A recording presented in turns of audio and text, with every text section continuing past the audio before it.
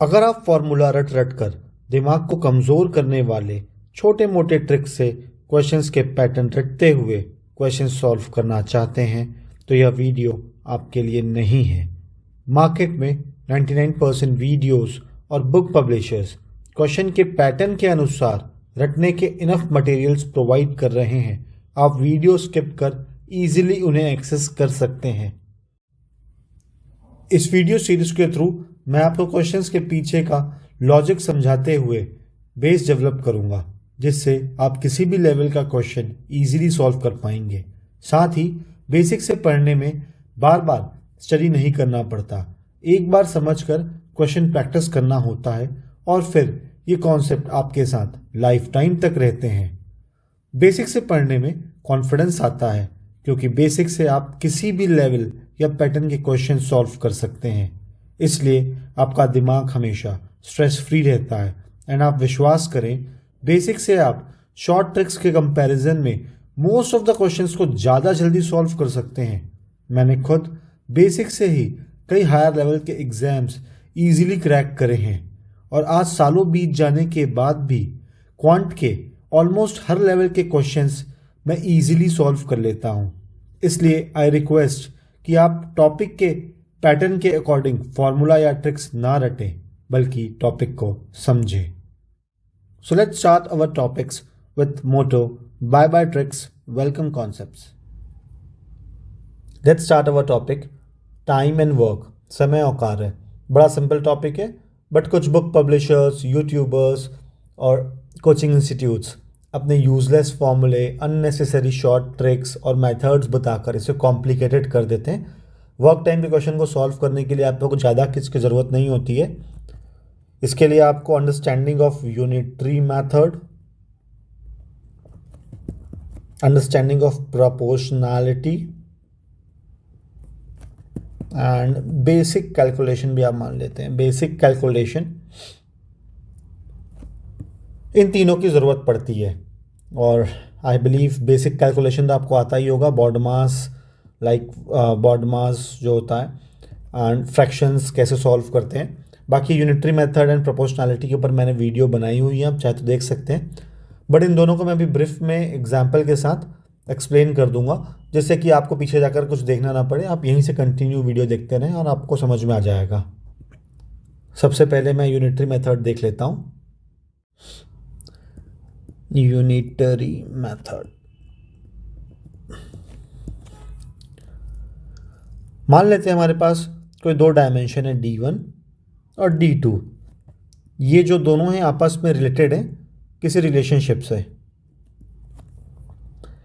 Dimension D1 मान लेते हैं ये कोई डिस्टेंस का डायमेंशन है, like kilometre, metre, miles etcetera. और D2 जो है वो कोई टाइम का डायमेंशन है, like hour, minute, second etcetera. Now with the help of unitary method, अगर हम D2 की वैल्यू 1 कर दें तो हम यूनिटरी मेथड लगाते हुए D1 की वैल्यू निकाल सकते हैं जब D2 1 हो। सिमिलरली अगर हम D1 को 1 कर दें तो हम D2 की वैल्यू निकाल सकते हैं जब D1 1 हो। बहुत बड़ा सिंपल है, हम ज़्यादा इसके डेफिनेशन में जाते नहीं, थ्योरेटिकल पार्ट में एग्जाम्पल देखेंगे उसे ईजिली समझ में आ जाएगा। ये एग्जाम्पल देख लेते हैं। मान लेते हैं हमारे पास कोई पर्सन है, मिस्टर एक्स। मिस्टर एक्स जो हैं वो 50 आवर्स में 500 किलोमीटर वॉक कर सकते हैं। तो हम चाहें with the help of unitary method हम ये बता सकते हैं कि वो 1 घंटे में कितना किलोमीटर वॉक कर सकते हैं, या फिर हम ऐसा भी बता सकते हैं कि वो उन्हें 1 किलोमीटर वॉक करने के लिए कितना घंटा लगेगा, कितना टाइम लगेगा। ये with the help of unitary method से हम इजीली निकाल सकते हैं। पहले पता कर लेते हैं अभी 1 घंटे में वो कितना किलोमीटर चल सकते हैं। तो इस वाले चीज़ को हम अगर 1 बनाएंगे तो इसे सिंपल सी बात है, इसे 50 से डिवाइड कर देंगे तो 1 हो जाएगा। तो ये 50 से डिवाइड कर दिया तो 1 आवर हो जाएगा। ये 1 आवर में 500 बाई 50 किलोमीटर्स, ये वॉक कर सकते हैं, बड़ा सिंपल है।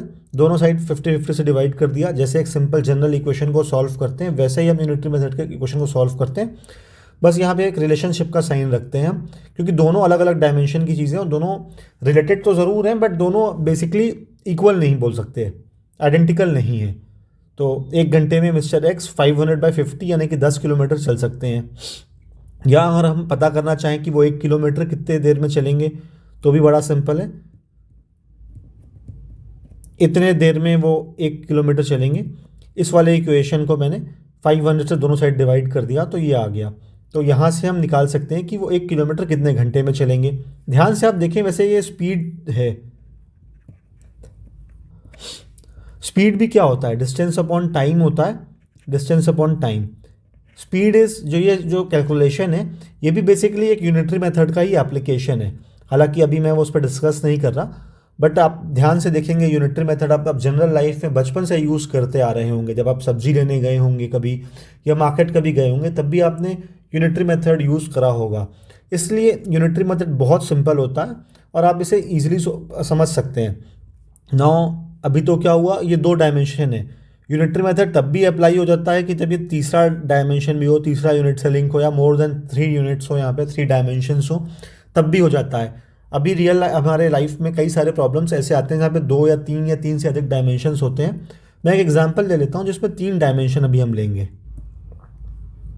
मान लेते हैं हमारे पास कोई पर्सन है, 5 पर्सन्स है हमारे पास, 5 पर्सन्स हैं जो 50 दिनों में काम करते हुए 500 फैन असेंबल कर सकते हैं, 500 पंखे बना सकते हैं 5 पर्सन मिलकर 50 दिनों में। और हमें पता करना हो कि एक पर्सन एक दिन में कितना फ़ैन बनाएगा। तो यहाँ पर हमारे पास 3 डायमेंशन हो गए, एक आदमियों की हो गई, एक टाइम यूनिट हो गया और एक वर्क हो गया, क्या काम कर रहे हैं। तो 3 डायमेंशन हो गया, D1 D2 D3 हमें पता करना है। और 1 पर्सन 1 डे में कितने फ़ैन बना लेंगे। तो सिंपल है, इसे हम यूनिटरी मेथड से निकाल लेते हैं। पहले हम 50% को एज इट इज़ कांस्टेंट रख लेते हैं, 5% को एज इट इज़ कांस्टेंट रख लेते हैं और हम पता करते हैं 5% 50 डेज़ की जगह 1 डे में कितने फ़ैन बना लेते हैं। तो इस वाले जो पार्ट है इसको उधर से दोनों साइड को 50-50 से डिवाइड कर देंगे तो हमारे पास 1 डे आ जाएगा। तो 5% 1 डे में 500/50 किया तो ये 10 फैंस बना लेंगे। सिंपल है, दोनों साइड मैंने 50-50 से डिवाइड कर दिया। नाउ अगर मुझे 1 पर्सन का वर्क निकालना होगा तो अगेन मैं इस 10 फैन को 5 पर्सन से डिवाइड कर दूंगा जिससे कि एक आदमी का आ जाएगा। तो यहाँ से 2 पर्सन्स आ गया, 2 फैंस आ गया मेरे पास। आई होप ये समझ में आ गया होगा। आप इसे सिंगल लाइन पे लिखें तो बिल्कुल ईजिली लिख सकते हैं। 500 फैंस से एक दिन का 5 आदमी का वर्क, इतना होगा दिस 50, क्योंकि ये 50 था इससे मैंने डिवाइड किया तो ये एक दिन का वर्क आ गया 5 आदमियों का। और एक आदमी की वर्क की बात करा तो ये आ गया। जब आप एक्सपर्ट हो जाएंगे तो आप इजीली यहाँ से आप एनालाइज करके लिख सकते हैं। और 4 डायमेंशन हो या 5 डायमेंशन हो, जैसे भी रिलेशंस होंगे हम उसके अकॉर्डिंग निकाल लेंगे। तो आई होप आपको यूनिटरी मेथड का बेसिक समझ में आ गया। अगर अभी भी कुछ डाउट हो आपको तो इस वीडियो को रिवाइंड करके एक बार देख सकते हैं, या तो आप फिर चाहें तो आप यूनिटरी मेथड की जो मेरी वीडियो है उसे आप देख लें। प्रोपोर्शनैलिटी देख लेते हैं अब जल्दी से ही।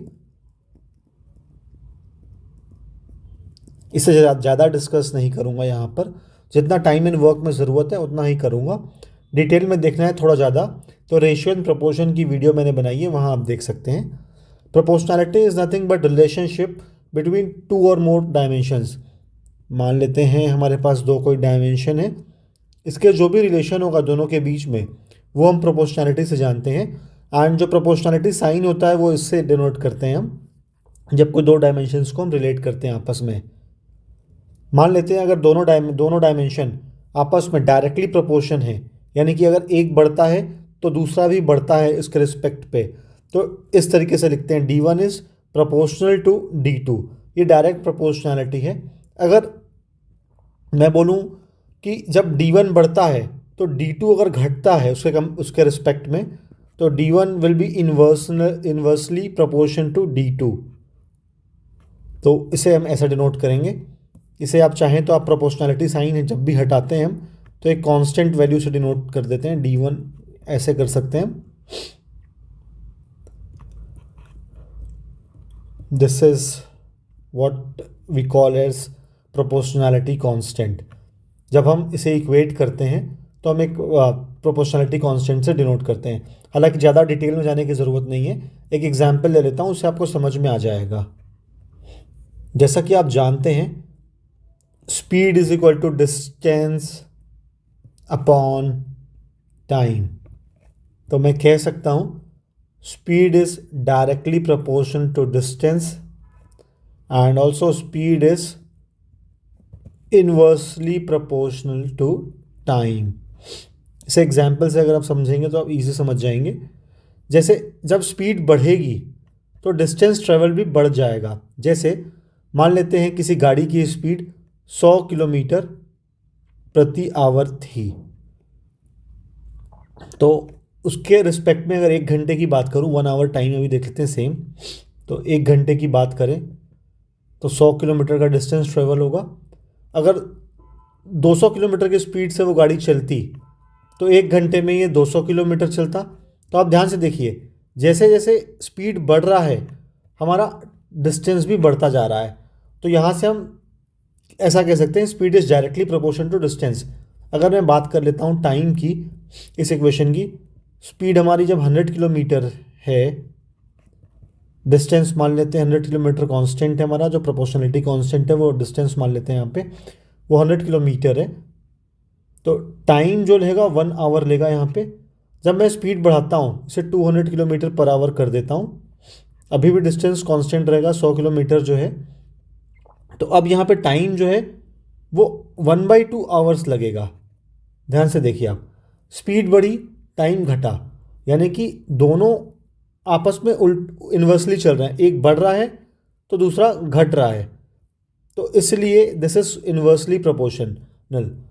अभी हमें वर्क टाइम के रेफरेंस पे ज़्यादा कुछ डिटेल में जाना नहीं है, हम जितना ज़रूरत होगा मैं उतना पढ़ा देता हूँ। वर्क टाइम में जनरली आपको एक टर्म सुनने को मिलेगा एफिशिएंसी नाम से। एफिशिएंसी इज नथिंग बट कार्य करने की क्षमता को कह सकते हैं स्पीड। अभी आपने देखा speed is inversely proportional to time, तो मैं कह सकता हूँ अगर हमें किसी की एफिशिएंसी के बारे में पता है तो हम उसके टाइम के रेशियो को निकाल सकते हैं। जैसे मान लीजिए हमारे पास सपोज क्वेश्चन में 2 पर्सन दिए हुए हैं और दोनों की एफिशिएंसी दी हुई है, A:B का रेशियो दिया हुआ है 2:3। मान लीजिए एफिशिएंसी ऑफ A:B इज 2:3, तो मैं दोनों के काम करने के टाइम का रेशियो निकाल सकता हूँ वो इस रिलेशन से। अगर मैं इसको टाइम ऑफ A लिख दूँ, टाइम ऑफ B लिख दूँ, तो ये 1/2 और 1/3 हो जाएगा। जस्ट उसके मैंने रेशियो से इन्वर्स करा है, और इन्वर्स आप करेंगे एंड एक इक्वेट करेंगे साइन, यहाँ से प्रोपोर्शनैलिटी कांस्टेंट के डालेंगे तो के कट जाएगा। तो अल्टीमेटली आपको कुछ इस टाइप का रिलेशन दिखेगा। इसको आप सॉल्व करेंगे, TA/TB will be equal to 3:2, ये आ जाएगा आपका। तो आप कभी भी अगर आपको एफिशिएंसी का रेशियो दिया है तो आप इजीली यहाँ तक एक सिंगल लाइन पे पहुँच सकते हैं दोनों के रेशियो को इन्वर्स करके। तो इस रिलेशन की ज़रूरत पड़ेगी, और अगर आपको कभी कन्फ्यूजन हो भी जाए तो आप जनरल अंडरस्टैंडिंग रखें कि कौन सी चीज़ किसके अकॉर्डिंग बढ़ रही है या कौन सी चीज़ किसके अकॉर्डिंग इन्वर्स है, उससे आप इसको हमेशा निकाल सकते हैं। एक कॉन्सेप्ट की और ज़रूरत अभी हमें पड़ेगी वर्क टाइम के क्वेश्चन की, जब वेजेस का क्वेश्चन आएगा, जब हम वर्क टाइम वेजेस करेंगे। जैसे कि आप समझिए कि कोई काम करने के लिए कुछ पैसे का डिस्ट्रीब्यूशन होना है, तो अगर 2 पर्सन A और B कर रहे हैं किसी काम को, तो और उन्हें कुछ पैसे मिलते हैं, उसे डिस्ट्रीब्यूट करना है, तो ऑब्वियस सी बात है डिस्ट्रीब्यूशन उसी के अकॉर्डिंग होगा जो जितना ज़्यादा काम करेगा। तो work will always be proportional to wages. इस रिलेशन को आपको हमेशा ध्यान रखना है। वर्क उसके वेज के, मतलब जो वेजेस उसको मिलेगा, जो पैसा उसे मिलेगा उस बंदे को, वो उसके वर्क के अकॉर्डिंग मिलेगा। और वर्क किसके प्रोपोर्शन पे होता है? एफिशिएंसी के। अगर आपके पास एफिशिएंसी पता है तो भी आप वेजेस का रिलेशन निकाल सकते हैं। अगर आप उसको टाइम का रिलेशन पता है, यानी कि इन्वर्स पता है वर्क का, तो आप वेजेस का रिलेशन निकाल सकते हैं। ये जब क्वेश्चन मैं सॉल्व करूँगा तब मैं आपको ज़्यादा डीप में एक्सप्लेन करूँगा। अभी फ़िलहाल आपको इस अंडरस्टैंडिंग को बनाते हुए चलना है कि भाई वर्क जो है वेजेस के डायरेक्टली प्रोपोर्शन होगा, और क्यों होगा वो इस रिलेशन से होगा। यहाँ के बाद अब हम आगे मूव करते हैं। इससे पहले कि मैं टाइम एंड वर्क के कुछ एग्जाम्पल्स लूँ और आपको समझाऊँ, मैं कुछ स्टैंडर्ड्स डिस्कस कर लेता हूँ, क्योंकि अगर हम टाइम एंड वर्क में कुछ स्टैंडर्ड्स को फॉलो करेंगे तो कभी भी हमें क्वेश्चन सॉल्व करने में कन्फ्यूजन नहीं होगा। स्टैंडर्ड डिस्कस कर लेता हूँ। स्टैंडर्ड्स बहुत इंपॉर्टेंट है, ये हमेशा हमें कन्फ्यूजन से बचाते हैं। Assume all the variables preferably in time unit means आप क्वेश्चन पढ़कर कोई भी वेरिएबल एज्यूम करें, suppose A B C D etcetera, जो भी वेरिएबल आप एज्यूम करें वो टाइम यूनिट होना चाहिए। मतलब सपोज ए को सॉल्व करके फाइनल आंसर आया 10, तो 10 के आगे जो लगने वाला यूनिट है, डे, मिनट, आवर, जो भी टाइम का यूनिट दिया हो उस रेफरेंस पे आंसर आए। तो हमेशा ए को इस तरीके से एज्यूम करना है, या कोई भी वेरिएबल को इस तरीके से एज्यूम करना है जिससे कि वो सॉल्व होकर हमें उसका टाइम यूनिट आए, वो टाइम यूनिट में आए। ऐसा इसलिए बोल रहा हूँ क्योंकि अगर आप दूसरा कोई वेरिएबल इसमें एज्यूम करेंगे, खास करके एफिशिएंसीज के क्वेश्चन पे, तो आपको कन्फ्यूजन हो जाएगा। Second, if a person is destroying the work या a work, he is treated as person doing negative work। अगर कोई आदमी, कोई बंदा किसी काम को करने पर उस काम को तोड़ने का काम करता है, लाइक इन पाइप सेक्शन के क्वेश्चन पे, जब एक पाइप पानी भर रहा हो, दूसरा पानी निकाल रहा हो, या जब वो कोई बिल्डिंग बन रही हो, 4 बंदे बना रहे हो बिल्डिंग को, एक बंदा उसमें से तोड़ रहा हो उस काम को, तो अगर ऐसा कुछ केस होता है जहाँ पर कोई एक पर्सन है जो डिस्ट्रॉय कर रहा है, तो उस पर्सन को जब हम ऐड करके क्यूमुलेट करेंगे तो वो बंदे का जो वर्क माना जाएगा वो नेगेटिव माना जाएगा। ये आपको वैसे जनरल है, आप इसे खुद से भी समझ सकते हैं, बट मैंने एक स्टैंडर्ड इसलिए बोला है क्योंकि कई बार लोग नेगेटिव वर्क को पॉजिटिव मान लेते हैं, फिर पॉजिटिव वर्क को नेगेटिव, तो इस प्रकार से उन्हें कन्फ्यूजन होता है। तो एक जनरलाइज्ड फॉर्मेट पे हम नेगेटिव मानकर चलेंगे, उससे हमें क्वेश्चन में कन्फ्यूजन नहीं होगा। तीसरा देख लेते हैं जो बहुत इंपॉर्टेंट है। If work is not given और ऑफ जनरलाइज्ड नेचर, मतलब कोई वर्क नहीं दिया है, जैसे लिखा है कि A can do a work in 5 days, कुछ इस टाइप का लिखा है, अ वर्क, कुछ जनरलाइज्ड वर्क लिखा है, तो ऐसे सभी केसेस पे आपको एज्यूम करना है टोटल वर्क को 1, assume the work to be 1। कुछ book publishers, coaching institute LCM method और कई प्रकार के मेथड्स बताते हैं, रिकमेंड करते हैं, बट आपको सब चीज़ें पढ़ने की ज़रूरत नहीं है। आप सिंपल वर्क को 1 एज्यूम कर लें और आप इजीली आराम से सॉल्व कर लेंगे। फोर्थ देख लेते हैं हम। Fourth is just calculation of 1 day work. एक दिन के कार्य को कैसे निकालेंगे, ये है बेसिकली। एक दिन का जब भी आप कार्य निकालें तो आप यूनिटरी मेथड फॉलो करें। अभी मैंने डिस्कस करा है यूनिटरी मेथड, उसे फॉलो करके आपको निकालना है। बड़ा सिंपल है, ध्यान रखना है आपने अगर वर्क को 1 एज्यूम करा है तो टोटल वर्क हमारा 1 रहेगा। और अगर वर्क दिया हुआ है, जैसे कि हमने एक केस लिया था जहाँ पर हमारे पास 500 फैन असेंबल हो रहे थे, तो उस केस में वर्क 500 फैंस असेंबल करने का था। तो ऊपर दिए हुए एग्जाम्पल से मैं आपको एक्सप्लेन करने की कोशिश करता हूँ कि 1 day का वर्क आप कैसे कैलकुलेट करेंगे, और जब आप क्वेश्चन सॉल्व करेंगे तो आपको समझ में आएगा कि हम इसे क्यों करते हैं। तो पहले हम देख लेते हैं, A can do a work in 5 days, और हमने वर्क को 1 एज्यूम किया हुआ है। तो ए की बात करूँ तो ए ने 1 वर्क 5 days में कर सकते हैं, तो ए का 1 day का वर्क होगा 1/5। सिमिलरली अगर यहाँ पर x होता 5 की जगह, A can do a work in x days, तो यहाँ पर x हो जाता, ये भी x हो जाता, तो this would have been like this. One work x days में, तो वन डे में 1/x वर्क पार्ट हो जाता, एक्स का सॉरी वर्क का इतना पार्ट हो जाता। सिंपल है। मान लीजिए अगर यहाँ पर ए कैन डू अ वर्क की जगह 5 असेंबल अ 500 फैन लिखा होता इन 5 डेज, तो भी आप यूनिटरी मेथड से सॉल्व करते ऐसे 500 फैन 5 डेज में, तो वन डे में कुछ इस प्रकार से आप सॉल्व करते। आई गेस आपको ये समझ में आ गया होगा। अब मूव करते हैं सबसे इम्पॉर्टेंट पार्ट पे, वहाँ मैं डिस्कस करूँगा स्कोर खेल फार्मूला ऑफ वर्क टाइम। अब स्कोर खेल फार्मूला ऑफ वर्क टाइम देख लेते हैं। स्कोर खेल formula of work time logic based है। ये आपको किसी बुक पे या यूट्यूब पर देखने को नहीं मिलेगा। ये इतना अच्छा है कि इससे आप वर्क टाइम के किसी भी टाइप के क्वेश्चन को ईजिली समझ कर सॉल्व कर सकते हैं, क्योंकि ये लॉजिक बेस्ड है। इस फॉर्मूले पे डायरेक्ट आने से पहले एक छोटा सा वर्कआउट कर लेते हैं, फिर फॉर्मूले पर आएंगे। मान लेते हैं हमारे पास कोई एक वॉल है, वॉल बड़ी सी वॉल है, और हमारे पास 3 पेंटर हैं, पेंटर ए, पेंटर बी, पेंटर सी। जब पेंटर ए इस वॉल को पेंट करते हैं और अकेले पेंट करते हैं शुरू से लेकर अंत तक, तो 10 दिनों में इस पूरी वॉल को पेंट कर सकते हैं वो। वहीं पेंटर बी इस पूरी वॉल को 15 दिनों में पेंट कर सकते हैं। वहीं पेंटर सी इस पूरी वॉल को 30 डेज में पूरा पेंट कर सकते हैं। यहाँ पे एक चीज़ देखने वाली बात है, यहाँ पर कोई एरिया नहीं दिया है, किस एरिया कितना एरिया पेंट करना है, क्या पेंट करना है। सिर्फ एक वॉल दी गई है कि एक वॉल पेंट करना है, तो अमाउंट या क्वांटिटी नहीं दी गई है वर्क की। तो इट इज़ जनरलाइज्ड वर्क, तो एक जनरलाइज्ड है।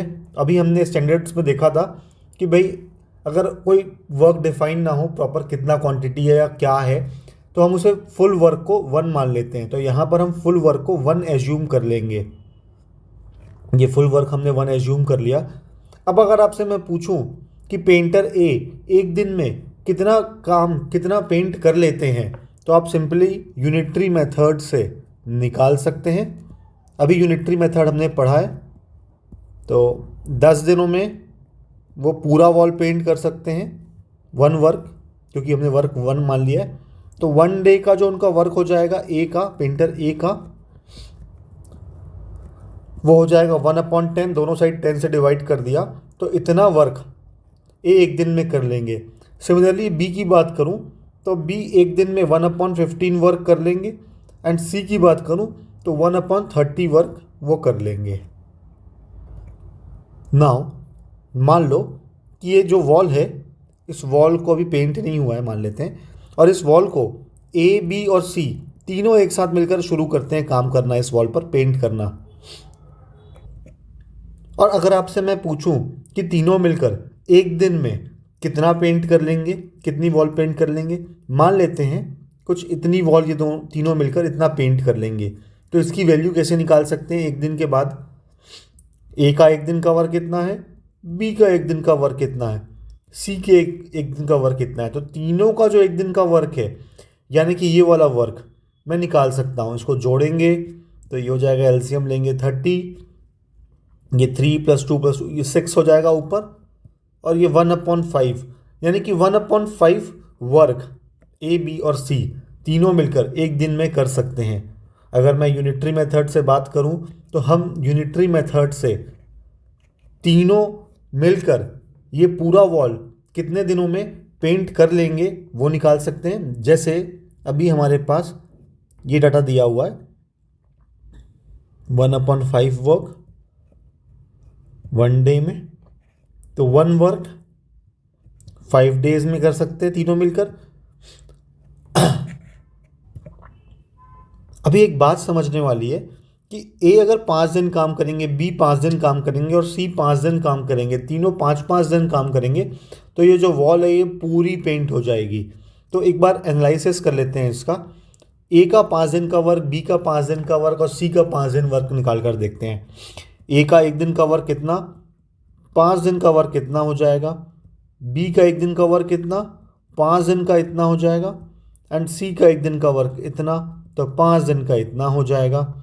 इसको आप जोड़ेंगे तो ये 1 आ जाएगा। एंड यही एक्चुअली बेस है हमारे स्कोर खेल फॉर्मूला ऑफ वर्क टाइम का। अभी यहाँ पर आप एक चीज़ देखेंगे, ये जो 10 है, ये 10 क्या था? 10 वो डेज है जिसमें ए अकेले काम करते हुए काम को पूरा कर सकते हैं। ये 15 क्या है? बी अकेले काम करते हुए काम को पूरा जब कर सकते हैं। सी भी सिमिलरली, सी का 30 डे, यहाँ पर 30 वो है, तो ये 30 वो है। 5 क्या है? 5 वो डेज है जितना ए ने काम करा, 5 यहाँ पर बी ने जितना दिन काम करा एंड सी के ने जितना दिन काम करा, ये 5 है। तो इसे एक जनरलाइज फॉर्मेट पे नोट कर लेते हैं। मान लेते हैं कि ए अकेले काम करते हुए 10 डेज नहीं दिया है, मान लेते हैं ए डेज दिया है। तो यहाँ पर हम इस फॉर्मूले को कन्वर्ट करने की कोशिश करते हैं। इसे फॉर्मूले में कन्वर्ट करने की कोशिश करेंगे तो कुछ ऐसा लिखेंगे, नीचे ए आ जाएगा। मान लेते हैं ए ने N1 डेज काम करा। बी की बात करें तो बी मान लेते हैं N2 डेज। अभी मैं N1, N2 और N3 इसलिए ले रहा हूँ क्योंकि हो सकता है कि तीनों एक साथ शुरू ना करें काम को, या हो सकता है तीनों एक साथ शुरू करके एक साथ ख़त्म ना करें, बीच में कोई चला जाए, या ऐसा हो सकता है कि कोई बीच में ऐड हो जाए आदमी। तो इसलिए मैंने यहाँ पे N1, N2, N3 रखा है। तो क्वेश्चन के अकॉर्डिंग N1, N2, N3 की वैल्यू चेंज हो सकती है। और ए बी सी आप समझ गए हैं कि वो डेज है जिसमें काम पूरा कर सकते हैं इंडिविजुअली वो पर्सन। अगर यहाँ पर पर्सन डी या इससे अधिक होते तो मैं प्लस करके डी ई एफ कर कितने भी पर्सन का नाम लिख सकता था, बट एनीवेज हमें भी ज़रूरत नहीं है, तो मैं यहाँ पर ए बी सी लिख देता हूँ। और तीनों ने मिलकर क्या काम करा? टोटल वर्क करा। यहाँ पे टोटल वर्क जो हमारा था वो फुल था, फुल यानी कि फुल वर्क था, या दैट इज़ 1 था, इसलिए हमने 1 से इक्वेट करा। तो this is actually the format off score खेल फॉर्मूला। अभी मैंने एग्जैक्टली वो फॉर्मूला अभी आपको बताया नहीं है, अभी उसको हम देखते हैं कैसे लाते हैं उसे। एक बार N1, N2 और N3 की वैल्यू लिख देते हैं यहाँ पर पहले। ये है क्या एग्जैक्टली? डेज फॉर विच ए और बी और सी एक्चुअली वर्कड, ए बी और सी ये वो डेज हैं जिसपे person working alone can finish the work। ये वो टाइम है ए बी सी जिसमें पर्सन अकेले काम करते हुए काम को पूरा कर सकते हैं। यहाँ पर एक बात समझने वाली है कि जैसे ये वर्क ऑफ ए है, वर्क ऑफ बी है, वर्क ऑफ सी है, ये मिलाकर टोटल वर्क हो रहा है जो कि 1 के बराबर है। और हमारा काम जब शुरू हुआ था तब काम बिल्कुल भी नहीं हुआ था। मान लो हमारे पास कोई क्वेश्चन आता है कि जिसमें कुछ शुरू में कुछ काम हो चुका हो, उसके बाद ए बी सी डी उसमें काम करते हैं, तो उस केस में क्या होगा? तो उसे जनरलाइज करने के लिए हमें क्या करना होगा? यहाँ पर इनिशियल वर्क एक चीज़ ऐड करना पड़ेगा। ये इनिशियल वर्क हमने इसमें ऐड कर दिया, इसमें इनिशियल वर्क हमने ऐड कर दिया, फिर work of A, work of B, work of C करके ऐड करके हमने टोटल वर्क डाला। और ज़रूरी नहीं है कि एंड स्टेट पे वर्क कंप्लीट हो गया है, हो सकता है 3/4 वर्क हुआ हो या 1/4 वर्क हुआ हो, तो इसलिए मैंने टोटल वर्क लिखा है। In case work is completed तो आप 1 लेंगे क्योंकि वहाँ पर वर्क कंप्लीट हो गया। बट ध्यान रखिए, जब हमने फुल वर्क एज्यूम करा है 1, तभी ये लॉजिक सक्सेसफुल होगा। अदरवाइज ये लॉजिक तो हमेशा हर जगह चल जाएगा, बट आपको थोड़ा सा यहाँ पर जो फुल वर्क है वो 1 की जगह कुछ और लेना पड़ेगा। जो भी एक्चुअल वर्क है उसके अकॉर्डिंग आपको work of A, work of B, work of C निकाल कर ये चल जाएगा। तो this is the base of स्कोरकेल फार्मूला। इसे क्लैरिटी से एक बार देख लेते हैं। अभी हमने स्कोरकेल फार्मूला ऑफ वर्क टाइम का लॉजिक देखा जो कि बड़ा सिंपल था। वहाँ पर एक हमने अभी एग्जाम्पल लिया था जिसमें कुछ वॉल थी, उस वॉल पे कुछ पर्सन्स ए बी सी मिलकर पेंट करते हैं एंड एट द एंड उस वॉल को पूरा पेंट कर लेते हैं। क्योंकि काम उसमें पेंट होने का था तो इनिशियल वर्क हमारे पास उस समय 0 था क्योंकि वॉल एक भी पेंट नहीं हुआ था।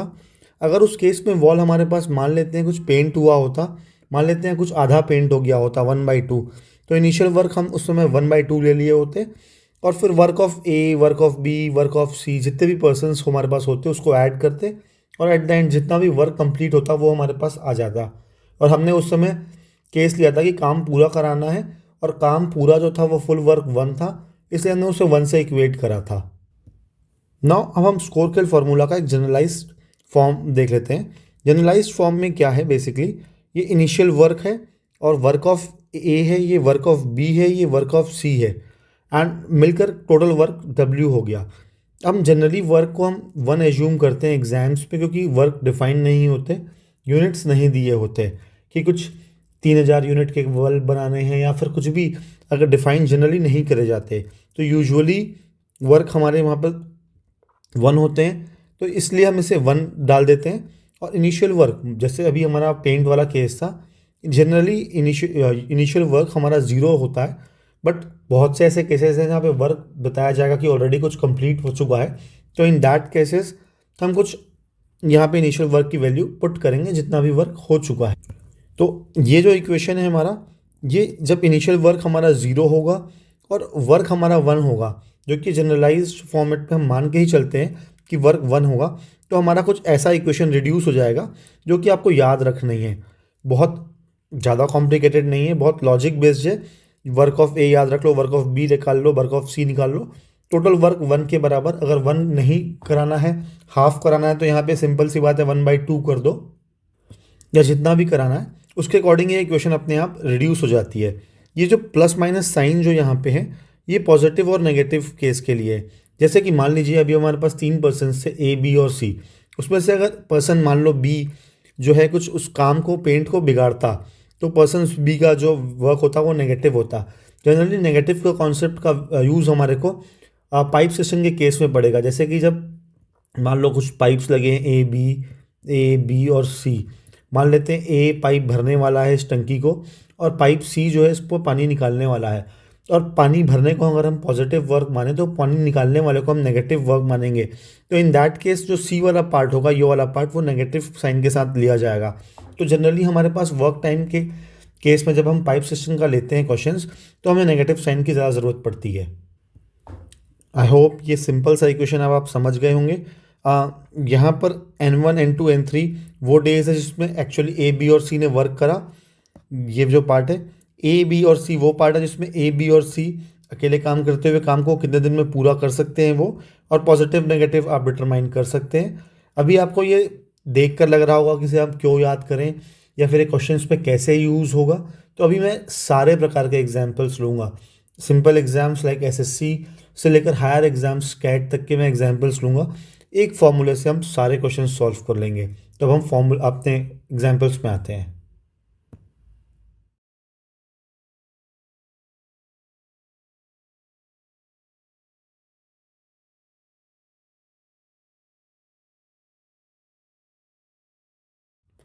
कुछ सिंपल एग्जाम्पल्स अब देख लेते हैं।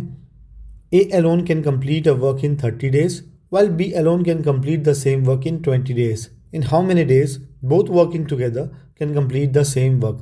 बड़ा सिंपल सवाल है ये। मैं कहूँ तो वर्क टाइम का सबसे बेसिक सवाल है। सवाल करने से पहले इसे एक्सप्लेन कर देता हूँ एक बार। मान लेते हैं कोई एक कार्य है, इस कार्य को A 30 दिनों में पूरा कर सकते हैं अकेले, वहीं इस कार्य को B अकेले 20 दिनों में पूरा कर सकते हैं। सवाल पूछा है कि अगर A और B दोनों मिल जाएं तो इस कार्य को कितना दिन में पूरा कर लेंगे। बड़ा सिंपल सवाल है ये। स्कोरकेल फार्मूला ऑफ वर्क टाइम से इजीली सॉल्व हो जाएगा। अभी हमारे पास 2 पर्सन दिए हैं, इसलिए फार्मूला अभी हम 2 पर्सन के हिसाब से लगाएंगे, और काम अभी कंप्लीट कराना है इसलिए हम इसे 1 से इक्वेट करेंगे। A और B की वैल्यू हमारे पास दी हुई है। A और B वो वैल्यू होती है जिसमें A अकेले काम करते हुए काम को पूरा कर सकें वो टाइम, और B अकेले काम करते हुए काम को पूरा कर सकते हैं वो टाइम। N1 और N2 वो डेज होता है जितने दिन तक A और B काम करते हैं। यहाँ पर दोनों एक साथ काम शुरू कर रहे हैं, तो N1 = N2 होगा, क्योंकि दोनों एक साथ काम ख़त्म भी कर रहे हैं। मान लेते हैं A और B दोनों मिलकर X डेज तक वर्क करते हैं, तो N1 और N2 की वैल्यू X हो जाएगी। नाउ मैं सिंपली स्कोरकेल फार्मूला लगा देता हूँ। A ने X डेज वर्क करा और वो पूरा कर सकते हैं काम को 30 दिनों में। पॉजिटिव साइन, दोनों पॉजिटिव वर्क कर रहे हैं, क्योंकि सिमिलरली 20 काम पूरा कराना है इसलिए 1। यहाँ से सॉल्व करेंगे X की वैल्यू 12 डेज आ जाएगी। बहुत बेसिक सवाल है ये, इसे आप इजीली समझ सकते हैं। ना मान लेते हैं इस क्वेश्चन में कुछ मॉडिफिकेशन में, जैसे कहें तो C भी एक पर्सन होते जो इस कार्य को 12 डेज में कर सकते हैं, ये दिया होता और सवाल हमसे पूछा होता ए, बी और सी तीनों मिलकर इस कार्य को कितने दिन में पूरा कर लेंगे, तब भी बड़ा सिंपल था। अभी स्कोर खेल फॉर्मूला 2% के लिए लगाया था, अब 3 के लिए लगा देते और मान लेते कि ए, बी, सी तीनों मिलकर एक्स डेज तक काम करते। तो इस पर रब कर देता हूँ, यहाँ पर ये कुछ ऐसा रिड्यूस हो जाता, ए का वर्क, बी का वर्क एंड सी का वर्क, तीनों ने काम मिलकर कंप्लीट किया इसलिए 1। यहाँ से आप x की वैल्यू निकालते तो 6 डेज आ जाती। बड़ा सिंपल था, इसे आप सॉल्व कर सकते थे ईजिली। कुछ बुक्स, कुछ यूट्यूबर्स आपको रिकमेंड करेंगे एलसीएम मेथड डालें या कुछ और डालें, ऐसा कुछ भी याद रखने की ज़रूरत नहीं है। सिंपल एक फॉर्मूले से आप सारे क्वेश्चन सॉल्व कर लेंगे। आप सिर्फ स्कोर केल फॉर्मूला ऑफ वर्क टाइम याद रखें। कुछ सिंपल से एग्जाम्पल्स और देख लेते हैं। If A and B together can complete a piece of work in 20 days and B alone in 25 days, in how many days A alone can complete the work? सवाल explain कर देता हूँ।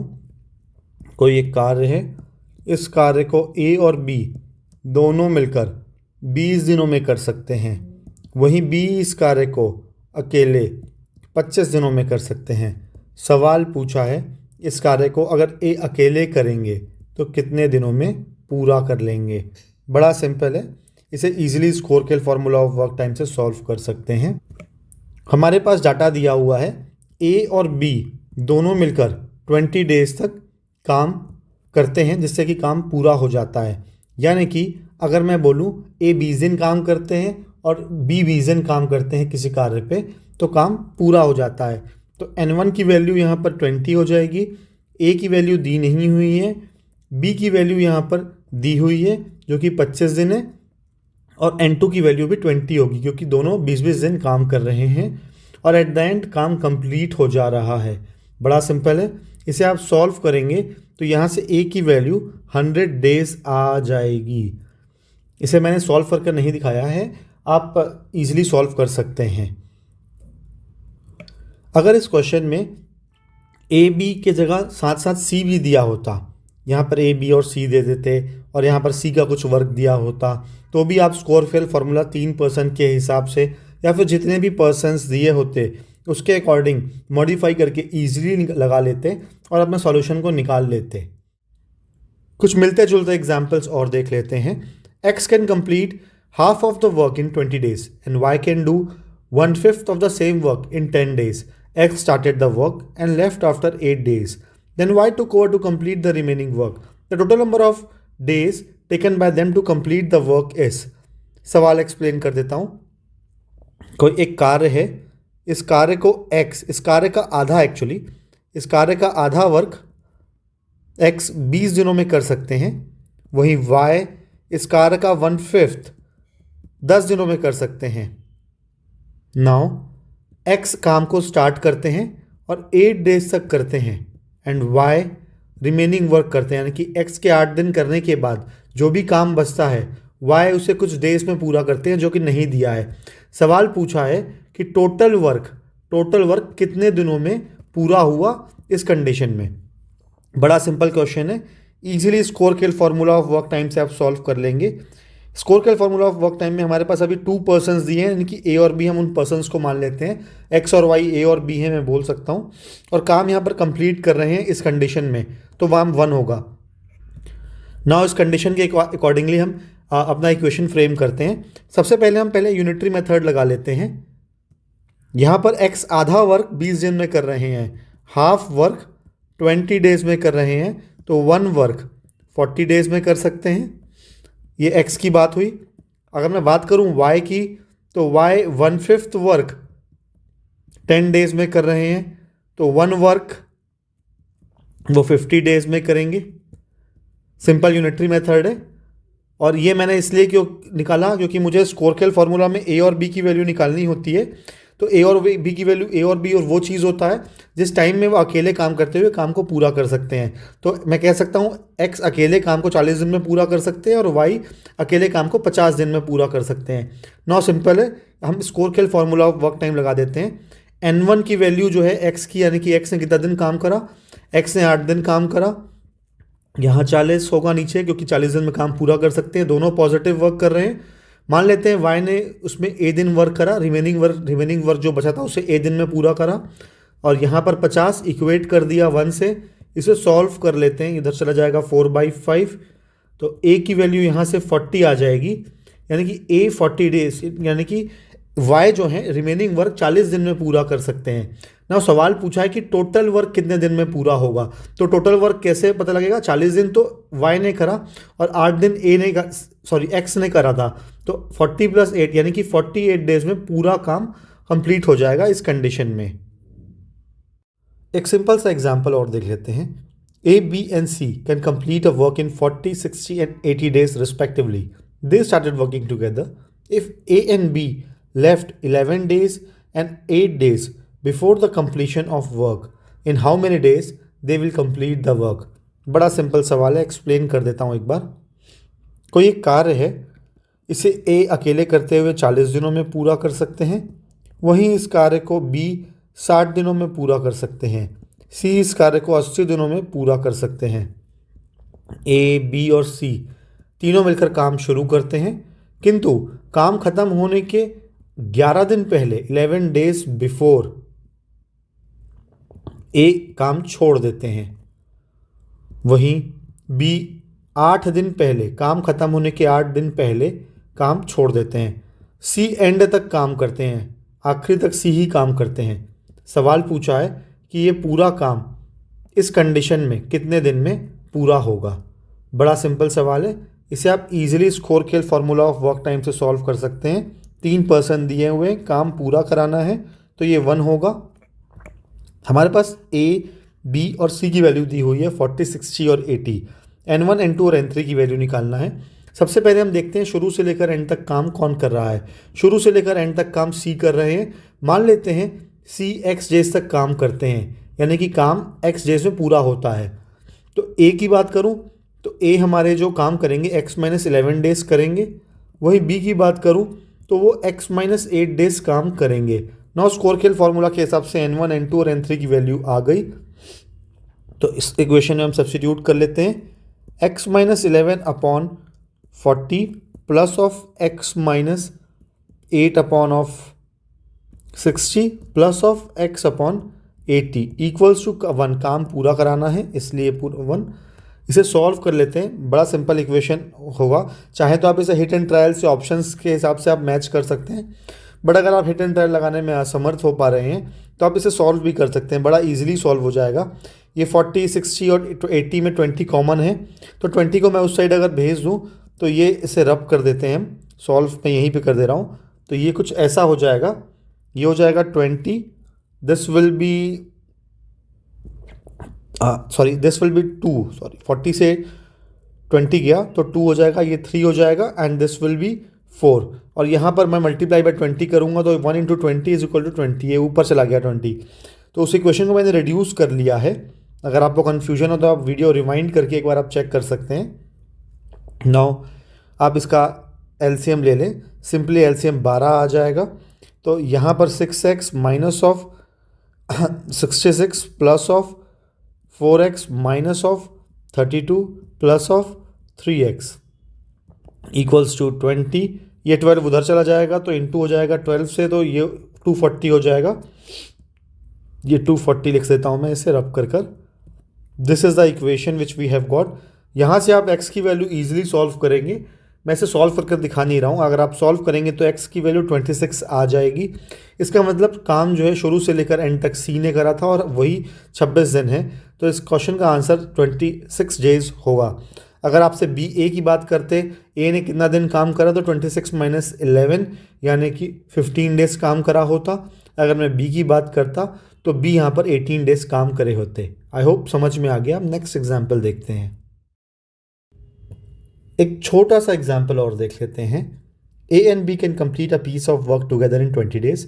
दे start working together but A had to leave 5 days before the work finally got over. If B finishes the remaining work in 18 days, then how long will B take to complete the work separately. सवाल explain कर देता हूँ। कोई एक कार्य है, इस कार्य को ए और बी दोनों मिलकर 20 दिनों में पूरा कर सकते हैं। ए और बी दोनों कार्य शुरू करते हैं, किंतु ए काम कंप्लीट होने के 5 दिन पहले काम को छोड़ देते हैं। नाउ बचा हुआ जो काम है, रिमेनिंग वर्क है, उसे बी अकेले 18 दिनों में करते हैं। सवाल पूछा है कि बी अगर इस कार्य को अकेले करेंगे तो कितने दिन में कार्य पूरा कर लेंगे। ये क्वेश्चन बड़ी इजीली स्कोरकेल फार्मूला ऑफ वर्क टाइम के लॉजिक से हो जाएगा। हाँ, इस क्वेश्चन को करने से पहले हमें कुछ चीज़ देखने समझने वाली बात है। यहाँ पर ए जो है काम खत्म होने के 5 दिन पहले कार्य को छोड़ दे रहे हैं और बचा हुआ काम बी 18 दिन में कर रहे हैं। इसका मतलब ए जो है वो इस वाले 20 दिन से, जब दोनों मिलकर जो काम कर रहे थे वो 20 दिन में लिखा है खत्म कर देते, तो उससे 5 दिन पहले काम कंप्लीट होने से पहले ए छोड़ देते हैं। यानी कि ए और बी दोनों मिलकर 15 दिन काम कर रहे हैं, क्योंकि काम ए के छोड़ने के बाद भी अभी एक बी को 18 दिन लग रहा था। तो सवाल से हमें ये इंटरप्रिटेट कर लेना चाहिए। तो ए और बी का जो 15 दिन का वर्क होगा वो सिंपल यूनिटरी मेथड से निकल जाएगा। 20 डेज में 1 वर्क, तो 15 डेज में 1/20 इंटू 15, तो ये हो जाएगा 3/4 वर्क। तो 15 दिन में 3/4 वर्क हो चुका है। नाउ बी जो है 18 दिन में रिमेनिंग वर्क कर रहे हैं। रिमेनिंग वर्क कितना है? 1/4 है। तो बी रिमेनिंग वर्क सिंपल है, यूनिटरी मेथड लगा देते हैं। चाहे तो आप स्कोरकेल फार्मूला से भी कर सकते हैं, मैं यूनिटरी मेथड प्रेफर करता हूं जनरली। तो 1/4 वर्क 18 डेज में कर रहे हैं। तो 1 वर्क 18 इंटू 4 डेज में करेंगे, यानी कि 72 डेज में करेंगे। 1 वर्क बी 72 डेज में करेंगे। और सवाल में यही पूछा है कि बी अकेले कार्य करते हुए कितने दिन में काम पूरा कर लेंगे। तो बी अकेले काम करते हुए 72 दिन में 72 डेज में काम पूरा कर लेंगे। एक सिंपल सा एग्जांपल और देख लेते हैं। A and B can do a piece of work in 36 days. B and C can do the same work in 60 days. A and C can do the same work in 45 days. In how many days A alone can complete the work? सवाल explain कर देता हूँ, बड़ा simple सा है। कोई एक कार्य है, इस कार्य को A और B दोनों मिलकर 36 डेज में पूरा कर सकते हैं। B और C इस कार्य को 60 डेज में पूरा कर सकते हैं। वहीं A और C इस कार्य को 45 डेज में पूरा कर सकते हैं। सवाल पूछा है कि अगर A अकेले इस कार्य को करें तो कितने दिनों में काम पूरा कर लेंगे। ये बड़ा सेट पैटर्न सा सवाल है, जहाँ 3 डिफरेंट पर्सन दिए होते हैं और दो का पेयर बताया गया होता है। जैसे यहाँ A और B का, B और C का और A और C का पेयर दिया गया है और सवाल पूछा होता है A अलोन कितने दिन में काम पूरा कर सकते हैं, या B या फिर C या तीनों मिलकर कितने दिन में काम पूरा कर सकते हैं। ये बड़ा सेट पैटर्न है, इसे आप इजीली स्कोरकेल फार्मूला ऑफ वर्क टाइम से निकाल सकते हैं। इसे इक्वेशन की फॉर्म में कन्वर्ट कर लेते हैं। ना पहला जो कंडीशन दिया है, A और B अगर 36 दिनों में काम करें तो काम पूरा हो जाता है। तो मान लेते हैं A अकेले काम करते हुए A डेज में काम पूरा कर सकते हैं और B अकेले काम करते हुए B डेज में काम पूरा कर सकते हैं और C अकेले काम करते हुए C डेज में पूरा काम कर सकते हैं। तो अब इक्वेशन में फॉर्म में कन्वर्ट कर लेते हैं। 36 दिन में A का वर्क कितना हो जाएगा, 36 दिन में B का वर्क कितना हो जाएगा, काम पूरा हो जा रहा है तो ये 1 हो जाएगा। इस इक्वेशन को थोड़ा सा रिड्यूस कर लेते हैं। 1/A 1/B 1/36, ये एक इक्वेशन आ जाएगी। सिमिलरली मैं बात करूँ दूसरे इक्वेशन की, तो मैं डायरेक्टली लिख दे रहा हूँ 1/B plus 1/C equals to 1/60। आप स्कोरकेल फार्मूला के थ्रू भी आप इसको यहाँ तक पहुँच सकते हैं। जब आप एक्सपर्ट हो जाएंगे तो आप डायरेक्टली ये वाला इक्वेशन लिखेंगे, ज़रूरत नहीं पड़ेगी आपको वहाँ तक लिखने की। नाउ तीसरा इक्वेशन लिखते हैं 1/A plus of 1/C equals to 1/45। ये सिंपल स्कोरकेल फार्मूला से ही आया है। नाउ ये इक्वेशन 1 है, ये 2 है, ये 3 है। अब ध्यान से देखिए, इन तीनों इक्वेशन को मैं अब ऐड कर दूंगा, 1, 2 और 3 को ऐड कर दूंगा, 1 + 2 + 3 ऐड कर दूंगा। जैसे ही ऐड करूंगा तो A 1/A एक बार आएगा, 1/A एक बार A यहाँ से आएगा, तो 2 बार 1/A आ जाएगा। सिमिलरली 2 बार 1/B आ जाएगा, 2 बार 1/C आ जाएगा। तो मैं ऐसा लिख सकता हूँ 2 times of 1/A plus of 1/B plus of 1/C equals to 1/36 plus of 1/60 plus of 1/45। इसको सॉल्व करूँगा तो इसका मैं चाहूँ तो मैं 9 कॉमन निकालूँ या 12 कॉमन निकाल, जो भी कॉमन निकालूँ, उससे अच्छा मैं एलसीएम ले लेता हूँ, ईजिली निकल जा रहा है। तो 180 एलसीएम हो गया, ये 5 हो गया, ये 3 हो गया, ये 4 हो गया, 5 3 12 हो जाएगा, 12/180 तो ये 15 हो जाएगा, तो 1/15 हो जाएगा, दिस विल बी 1/15। यहाँ पे से 2 आ जाएगा इस साइड से, तो 1/30 हो जाएगा, तो 1/a plus 1/b plus 1/c equals to 15 into 2 हो जाएगा, तो 1/30 ये हो जाएगा। आप सॉल्व करेंगे तो आप देख सकते हैं, अगर आपको समझ में नहीं आया, हमें a की वैल्यू निकालना है, यानी कि ये वाली वैल्यू निकालना है। 1/b प्लस सी ऊपर आपको दिया हुआ है ऑलरेडी यहाँ पे, तो उसको आप पुट कर देंगे। कई बार एग्जाम में क्वेश्चन जो आते हैं वो यहीं तक खत्म हो जाते हैं, पूछा जाता है कि a b और c तीनों मिलकर कितने दिन में काम पूरा करेंगे। तो आप देखेंगे ये 1/30 ए बी और सी का तीनों का 1 डे का काम है, तो आप डायरेक्टली इसे इन्वर्स करके यूनिटरी मेथड से आप निकाल सकते हैं। पर इस केस में ए एलोन का वर्क पूछा है, तो यहाँ पर मैं आगे इससे प्रोसीड कर रहा हूँ।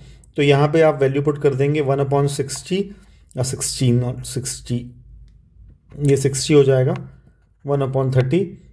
इसे सॉल्व करेंगे तो ए की वैल्यू आपके पास 60 आ जाएगी। इसे आप सॉल्व कर लीजिए, क्योंकि मेरे पास स्पेस की कमी होने के कारण मैं सॉल्व नहीं कर रहा हूँ, ये उस साइड चला जाएगा, माइनस होगा, तो ए की वैल्यू 60 डेज आ जाएगी। हेंस मैं कह सकता हूँ ए अकेले काम करते हुए इस काम को 60 दिनों में पूरा कर लेंगे। अब नेक्स्ट एग्जाम्पल देखते हैं। A and B alone can complete a piece of work in 4 days and 8 days respectively. In how many days will the work be completed if they both work on alternate days starting with A? बड़ा simple सवाल है, इसे explain कर देता हूँ। मान लेते हैं कोई एक कार्य है, इस कार्य को A अकेले 4 दिनों में पूरा कर सकते हैं, वहीं भी इस कार्य को 8 दिनों में पूरा कर सकते हैं। जब एक्चुअल काम शुरू होता है तो इसे ए और बी अल्टरनेट डेज में करते हैं, यानी कि पहले दिन ए करते हैं शुरुआत में, दूसरे दिन बी करते हैं, फिर तीसरे दिन फिर ए करते हैं, चौथे दिन फिर बी करते हैं। इस प्रकार से ऑर्डर चलता रहता है तब तक जब तक काम पूरा नहीं होता। सवाल पूछा है कि ये काम कितने दिन में पूरा हो जाएगा इस ऑर्डर पे। ये सवाल इजीली स्कोर के फार्मूला ऑफ वर्क टाइम के लॉजिक से सॉल्व हो जाएगा। लॉजिक बोले तो जैसे ये n1/a, ये वर्क ऑफ ए है, ये वर्क ऑफ बी है, टोटल मिला के वर्क जो कंप्लीट हो जाता है वो है। तो अगर मैं एक दिन का ए का वर्क बोलूँ तो यूनिटरी मेथड से आ जाएगा 1 वर्क 4 डेज में, तो 1 डे का वर्क 1/4। तो ए का एक दिन का वर्क आपसे मैं पूछूँ तो 1/4 हो जाएगा। बी का एक दिन का वर्क बोलूँ तो 1/8 हो जाएगा यूनिटरी मेथड से ही। तो ये एक दिन हुआ कंप्लीट, ये दूसरा दिन कंप्लीट हुआ, तो 2 दिन का वर्क अगर मैं निकालूँ तो कुछ इस प्रकार से आ जाएगा 3/8। ये 2 दिन का वर्क होगा, इसमें ए और बी दोनों एक एक दिन काम कर चुके हैं। नाउ इस क्वेश्चन पे हमें एक्सटेंड करते हुए जाना है और काम हमें देखना है कब तक 1 हो जा रहा है। 2 दिन में काम इतना होगा, फिर 3/8 इसमें मैं ऐड करूँगा तो ये ऐसा हो जाएगा 3/8, तो ये 6/8, तो ये 4 दिन का वर्क होगा। 2 दिन का अगर वर्क ये है, 2 डेज़ का वर्क ये है, तो 4 डेज़ का वर्क डबल हो जाएगा इससे। चाहे तो आप मल्टीप्लाई बाय 2 कर लें या जैसे भी करके आप इस लॉजिक लगा सकते हैं। 1 से कम आपको पहुंचना है कैसे भी करके। अगर आप इंटू 3 करूँगा, 3 यानी कि 6 डेज़ का वर्क निकालूंगा तो 9/8 हो जाएगा, यानी कि 1 से अधिक हो जाएगा, काम पहले ख़त्म हो चुका है। तो इसलिए मैंने अभी 2 से ही मल्टीप्लाई करा या फिर 4 दिन का ही वर्क निकाला। तो ये 4 दिन का वर्क हो जाएगा 3/4, 4 डेज़ का वर्क हो गया। अब 9 में क्या करूँगा, एक एक करके वर्क को ऐड करूँगा। 4 दिन का जब काम कंप्लीट होगा तो बी लास्ट में काम करे होंगे, उसके बाद फिर अगेन एक आध मौका आएगा, तो ए का एक दिन का वर्क कितना होता है 1/4, 3/4 प्लस 1/4। तो इस प्रकार से अगर मैं जोड़ूँ तो ये वापस 1 हो जाएगा, 1/1 हो जाएगा, यानी कि 1 हो जाएगा। तो मैं कह सकता हूँ 4 डेज़ वो, फिर अकेले एक दिन का ए का वर्क, तो यहाँ से एक दिन मिलाकर 5 डेज़ में काम पूरा हो जाएगा। आई होप ये समझ में आ गया होगा। अब नेक्स्ट एग्जाम्पल में मूव करते हैं। अल्टरनेट ऑर्डर पे वर्क करते हुए एक एग्जाम्पल और देख लेते हैं। सवाल है, to do a certain work A and B work on alternate days with B beginning the work on the first day. A alone can complete the same work in 24 days. If the work gets completed in 11/1/3 days, then B alone can complete 7/9 part of the work in how many days? सवाल explain कर देता हूँ आपको मैं। कोई एक कार्य है, इस कार्य को बी फिर ए फिर बी फिर ए अल्टरनेट तरीके से सवाल में दिया है, बी पहले करते हैं फिर ए करते हैं, फिर बी करते हैं फिर ए करते हैं, इस ऑर्डर पे काम को करते हैं दोनों, तो 11/1/3 डेज में काम पूरा हो जाता है। और दिया हुआ है डाटा, ए इस कार्य को अकेले 24 दिनों में कर सकते हैं। सवाल पूछा है इस कार्य का 7/9 पार्ट 7/9 हिस्सा बी अकेले कितने दिनों में पूरा कर सकते हैं। बड़ा सिंपल सवाल है, बट थोड़ा सा हमें उसमें दिमाग लगाने की ज़रूरत पड़ेगी, जिससे कि हम इस क्वेश्चन को इंटरप्रिटेट करके प्रॉपरली स्कोर के फार्मूला ऑफ वर्क टाइम से कर पाएँ। क्वेश्चन को समझ लेते हैं। अभी हमारे पास डाटा दिया है बी ए इस टाइप से वर्क करते हुए अल्टरनेट डेज पे 11 1/3 डेज में वर्क पूरा हो जाता है। तो अगर मैं बात करूं बी और ए कितने दिन इसमें काम करे होंगे, तो मैं इस डाटा से निकाल सकता हूं। जैसे कि अगर मैं बात करूं 10 दिन की, 10 डेज़ की, अगर 10 दिन की बात करें तो 5 दिन ए ने वर्क करा होगा और 5 दिन बी ने वर्क करा होगा। नाउ 10 दिन के बाद 11वां दिन अगेन ऑड नंबर आ रहा है, तो वो उस दिन बी ने वर्क करा होगा 11वें दिन, तो बी का एक दिन का वर्क और ऐड हो जाएगा। नाउ अभी काम कंप्लीट नहीं हुआ था 11वें दिन पे, 11 के बाद 1/3 डेज और लगता है, तो इस बार 1/3 डेज ए ने वर्क करा होगा। तो मैं कह सकता हूँ बी ने 6 डेज काम करा और ए ने 5 1/3 डेज काम करा होगा, जिससे कि ये काम पूरा हो गया होगा। इस 5 1/3 डेज को हम ऐसे लिख सकते हैं 16/3 डेज। तो यानी कि ए ने 16/3 डेज काम करा, बी ने 6 डेज काम करा और काम फिनिश हो गया।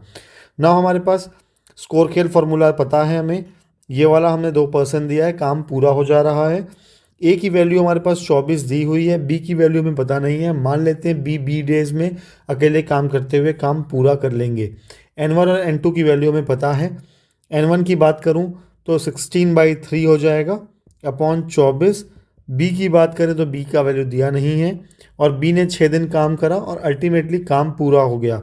इस इक्वेशन को हम सिंप्लीफाई कर लेते हैं तो कुछ ऐसा हो जाएगा, ये 8 से कट जाएगा, बट इसे मैं रब करके प्रॉपर लिख देता हूँ। 16/3 इंटू 24, ये 8 2 ज़ा तो ये 2/9 हो जाएगा। इसे और सिंप्लीफाई करूँगा तो 2/9 हो जाएगा। ये उस साइड चला जाएगा तो 7/9 बचेगा, तो 6/b इक्वल्स टू 7/9। यहाँ से आप b की वैल्यू निकालेंगे तो आपके पास आ जाएगी 9 इंटू 6 अपॉन ऑफ 7। तो b अकेले इतने दिन में काम पूरा कर सकते हैं। आप अब सिंपली यूनिटरी मेथड से आप ये पता कर सकते हैं 7/9 पार्ट 7/9 पार्ट b कितने दिन में अकेले काम पूरा करेंगे। तो 1 वर्क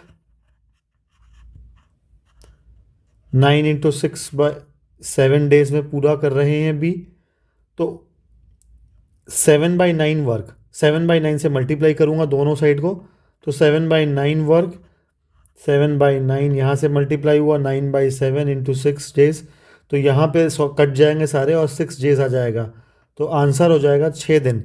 तो बी 7/9 हिस्सा इस कार्य का 6 दिन में पूरा कर लेंगे।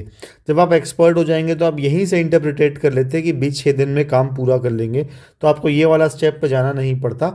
सो अब मैं नेक्स्ट क्वेश्चन पे मूव करता हूँ।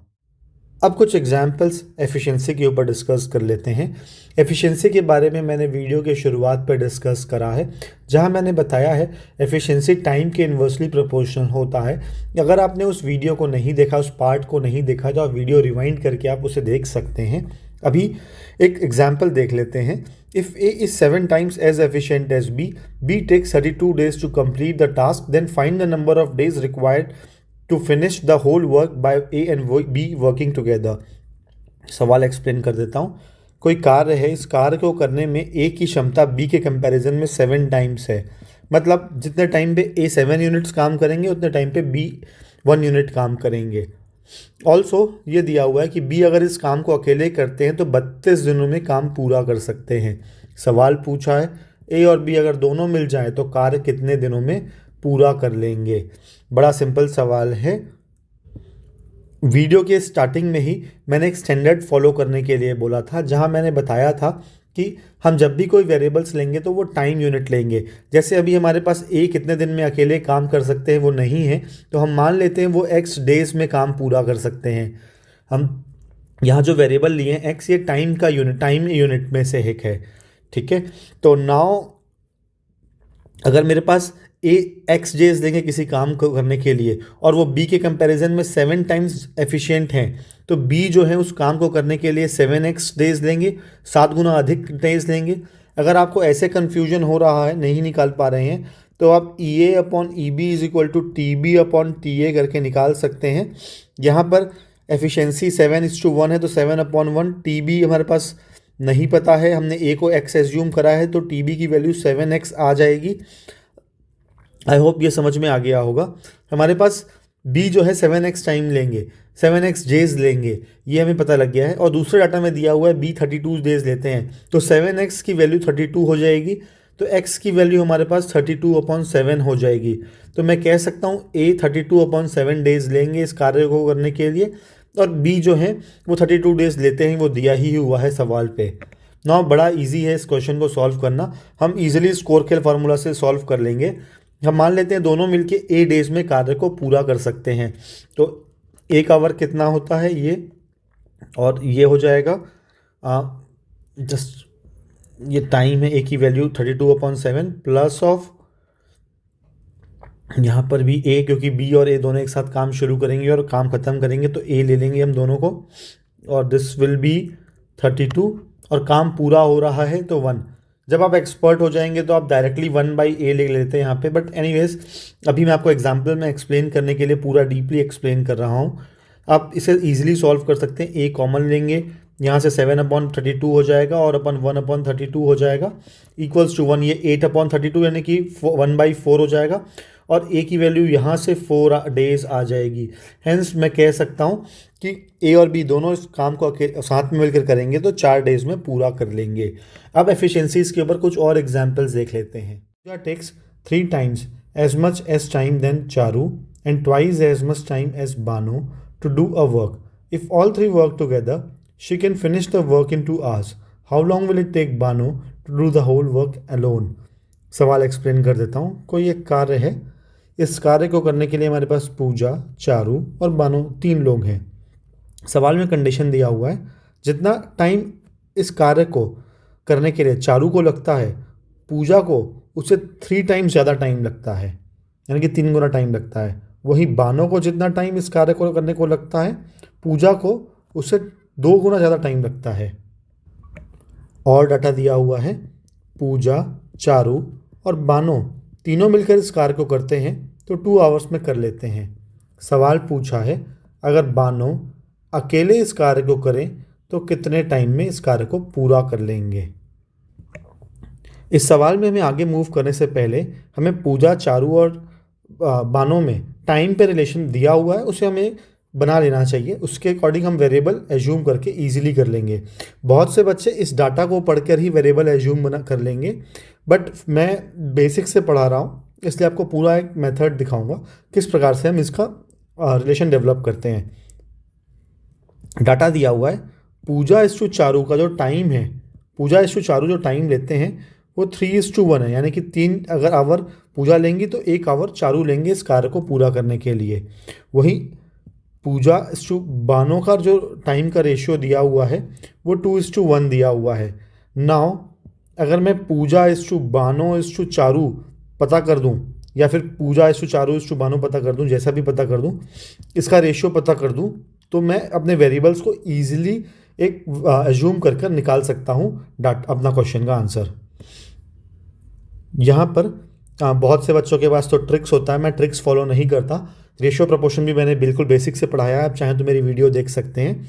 आप यहाँ पर हमारे पास दोनों रेशियो में पूजा कॉमन है हमारे पास, तो मैं पूजा के अकॉर्डिंग इस रेशियो को कन्वर्ट कर लेता हूँ।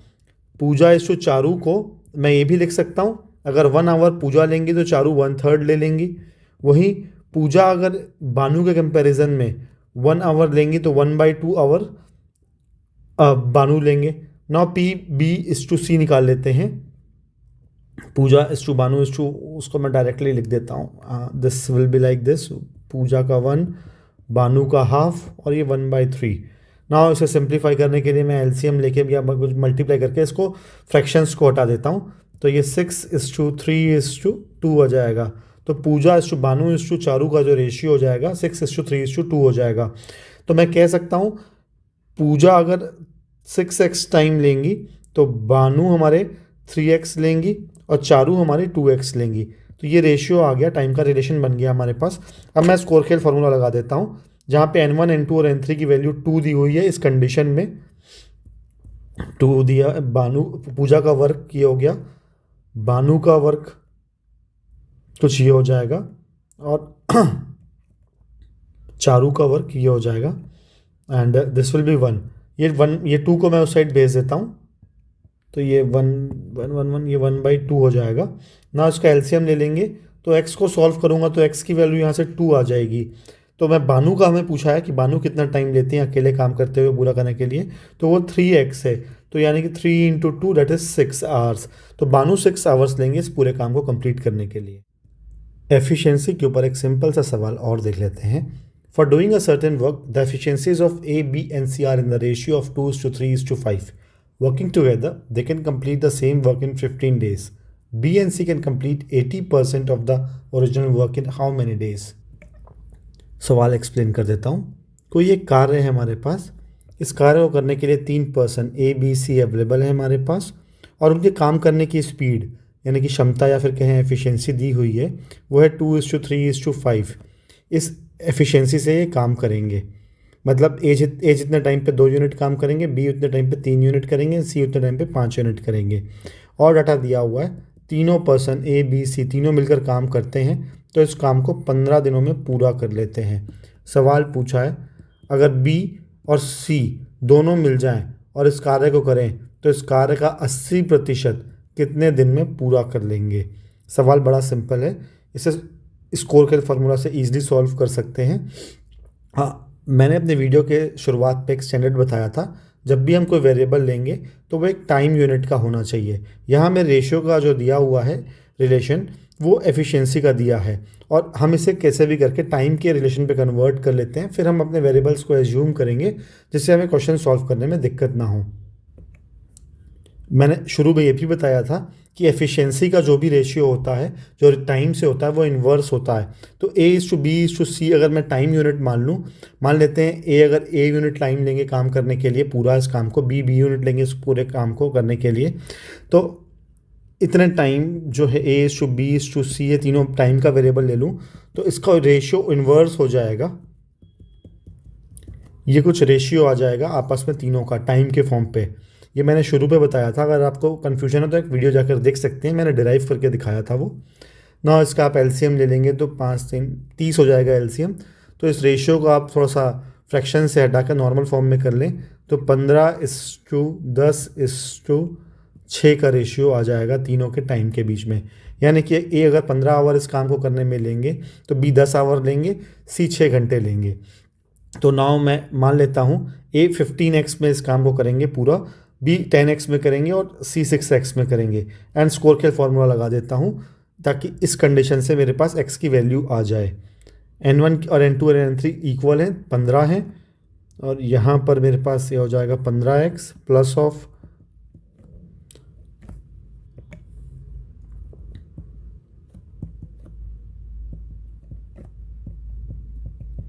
ये हो जाएगा। यहाँ से आप 15 कॉमन निकाल लें, इसे आप सॉल्व कर सकते हैं, बड़ी इजीली सॉल्व हो जाएगा ये। मैं डायरेक्टली x की वैल्यू लिख देता हूँ यहाँ, x = 5 हो जाएगा। नाउ मेरे पास जो क्वेश्चन में पूछा है वो b और c मिलकर कार्य को कितने 80% ऑफ द कार्य कितने टाइम पे कर लेंगे ये निकालना है मुझे। मेरे पास b की वैल्यू आ चुकी है, वो है 10 × 5 यानी कि 50 आवर्स, और c की वैल्यू आ जाएगी 6 × 5 दैट इज 30 आवर्स। तो b इस कार्य को 50 घंटे में एंड c इस कार्य को 30 घंटे में कर सकते हैं। अगेन स्कोर खेल फॉर्मूला लगा देते हैं हम दोनों में। अब 2 पर्सन को लेंगे और यहाँ पे वर्क पूरा नहीं कराना है, 0.8 कराना है। 80% ऑफ 1 इज़ 0.8, तो हम यहाँ पर 1 की जगह 0.8 लिखेंगे ताकि वहाँ पर काम रुक जाए। और मान लेते हैं दोनों मिलकर 8 आवर्स ले लेंगे या a टाइम ले लेंगे, तो a डेज मान लेते हैं इसे। a/50 a/30 इक्वल्स टू ये हो जाएगा 0.8। इसको हटा देता हूँ मैं, ये 10 लिख सकते हैं इसको, ये 4/5। नाउ यहाँ से आप 5 से कट जाएगा ये, this will be like this. आप इसके से a की वैल्यू निकालेंगे तो 15 डेज आ जाएगा। हैंस बी और सी मिलकर 15 दिनों में काम पूरा कर लेंगे, सॉरी 80% काम पूरा कर लेंगे। एफिशिएंसी पे एक सिंपल सा एग्जांपल और देख लेते हैं। The efficiency of A B and C is 2:3:5. A alone can complete a work in 50 days. They all work together for 5 days and then C left the work. In how many days A and B together can complete the remaining work? सवाल मैं आपको explain कर देता हूँ। कोई एक कार्य है, इस कार्य को 3 पर्सन हमारे पास करने के लिए अवेलेबल हैं, ए बी और सी। ए बी और सी जब इस काम को करते हैं तो उनकी एफिशिएंसी इस रेशियो में आती है 2:3:5, यानी कि जिस टाइम पे ए 2 यूनिट काम करते हैं उस टाइम पे बी 3 यूनिट करते हैं, सी उस टाइम पे 5 यूनिट करते हैं। और डाटा दिया हुआ है, जब ए अकेले इस काम को करते हैं तो वो 50 दिनों में इस कार्य को पूरा कर लेते हैं। नाउ कंडीशन दिया हुआ है, ए बी और सी तीनों मिलकर कार्य शुरू करते हैं और 5 डेज तक कार्य को करते हैं। उसके बाद काम को छोड़कर सी चले जाते हैं, सी लेफ्ट कर देते हैं काम को। जो बचा हुआ काम है, रिमेनिंग वर्क है, उसको ए और बी मिलकर पूरा करते हैं। सवाल यही पूछा है, ए और बी मिलकर रिमेनिंग वर्क कितने दिनों में पूरा करेंगे। बड़ा सिंपल सवाल है, ये इजीली स्कोर खेल फार्मूला ऑफ वर्क टाइम से हो जाएगा। स्कोर खेल फार्मूला ऑफ वर्क टाइम लगाने से पहले अभी हम यहाँ पे एफिशिएंसीज का रेशियो दिया हुआ है उसे टाइम यूनिट पे कन्वर्ट कर लेते हैं, क्योंकि वीडियो के शुरुआत पे ही मैंने आपको बताया था हम एक स्टैंडर्ड फॉलो करेंगे। जब भी हमें कोई वेरिएबल एज्यूम करना होगा तो हम वहाँ पर वेरिएबल्स टाइम यूनिट पे करेंगे। हमारे पास मान लेते हैं ए टाइम लेते हैं इस कार्य को करने के लिए, बी टाइम लेते हैं इस कार्य को करने के लिए, सी टाइम लेते हैं इस कार्य को करने के लिए। तो A:B:C का टाइम का जो रेशियो आ जाएगा 1/2:1/3:1/5 होगा, क्योंकि मैंने आपको शुरू में ही बताया था जो एफिशिएंसी का रेशियो होता है वो टाइम के इन्वर्स होता है।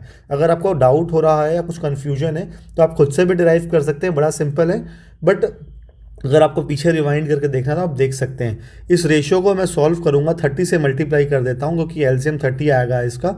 तो 30 से मल्टीप्लाई करने पर ये कुछ इस तरीके से रिड्यूस हो जाएगा। तो मैं कह सकता हूं ए अगर इस काम को करने के लिए 15 यूनिट टाइम लेंगे तो बी उस काम को करने के लिए 10 यूनिट टाइम लेंगे एंड सी उस काम को 6 यूनिट टाइम लेंगे। तो मान लेते हैं ए इस काम को करने के लिए 15x लेंगे। जब मैं यहाँ से रेशो साइन हटाऊंगा तो x ले लूँगा, एक कांस्टेंट फैक्टर, और 15x की वैल्यू मेरे पास दी हुई है। ये ए एलोन काम करते हुए 50 दिनों में काम कर लेते हैं। तो यहाँ से मेरे पास x की वैल्यू ईजिली निकल जाएगी। x की वैल्यू हो जाएगी 50/15, जो कि मैं रिड्यूस करके 10/3 कर सकता हूँ। तो मेरे पास ए बी और सी की वैल्यू, ए की वैल्यू तो मेरे पास दी हुई है ऑलरेडी 50, बी की वैल्यू मेरे पास आ जाएगी 10 × 10/3 करेंगे तो ये 100/3 हो जाएगा। एंड सी की वैल्यू करेंगे 6x जो है 6 × 10/3 करेंगे तो ये हो जाएगा 20।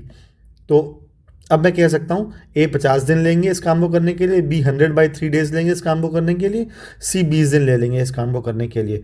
ना अब हम स्कोर खेल फॉर्मूला में आते हैं, बड़ा सिंपल है।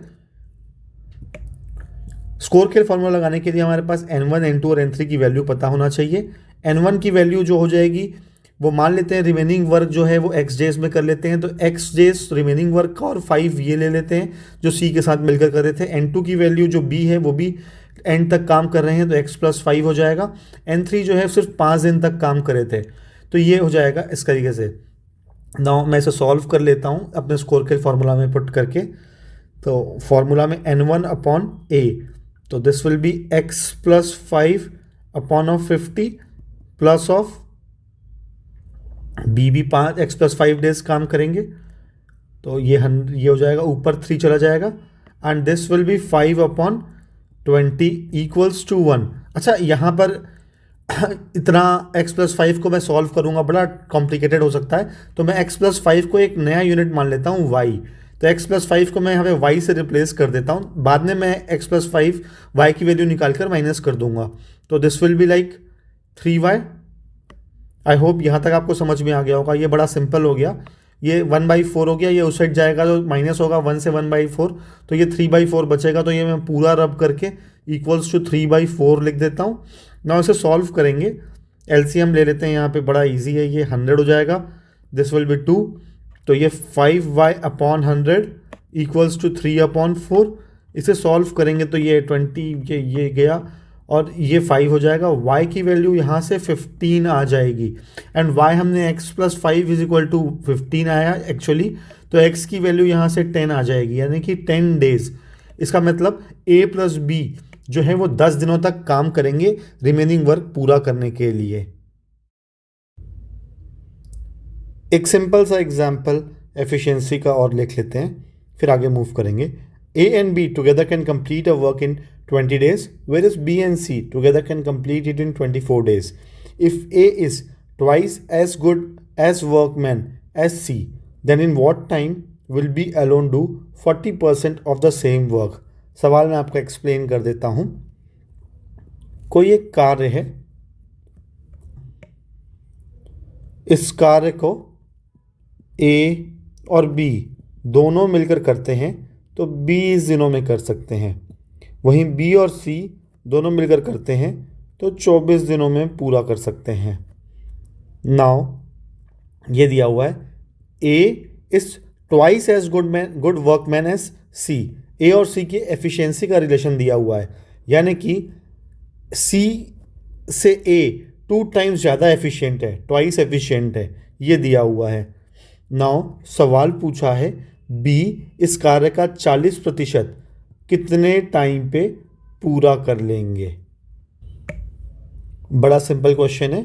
इस क्वेश्चन को मूव करने से सॉल्व करने से पहले हमें ये रिलेशन को, इस रिलेशन को, एफिशिएंसी वाले रिलेशन को टाइम के फॉर्मेट पे कन्वर्ट कर लेना चाहिए, सो दैट हमें सॉल्व करने में कोई दिक्कत ना हो। और मैंने हमेशा स्टैंडर्ड्स बताया है कि हमें टाइम यूनिट पर करके सॉल्व करना चाहिए।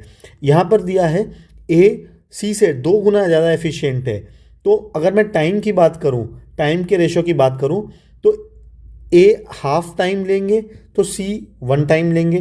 तो मैं कह सकता हूँ कि A इज टू C का जो टाइम का रिलेशन होगा वो 1/2:1 का होगा, या फिर मैं ऐसा भी कह सकता हूँ 1:2 का होगा। ये एफिशिएंसी को जस्ट इन्वर्स कर दिया, एफिशिएंसी 2:1 थी तो टाइम का रिलेशन 1/2:1 हो जाएगा। तो ये टाइम का रिलेशन इसको सॉल्व करने पे 1:2 का आ जाएगा। तो यानी कि मैं कह सकता हूँ इस काम को करने के लिए अगर A को 1 यूनिट टाइम लगता है तो C को 2 यूनिट टाइम लगेगा।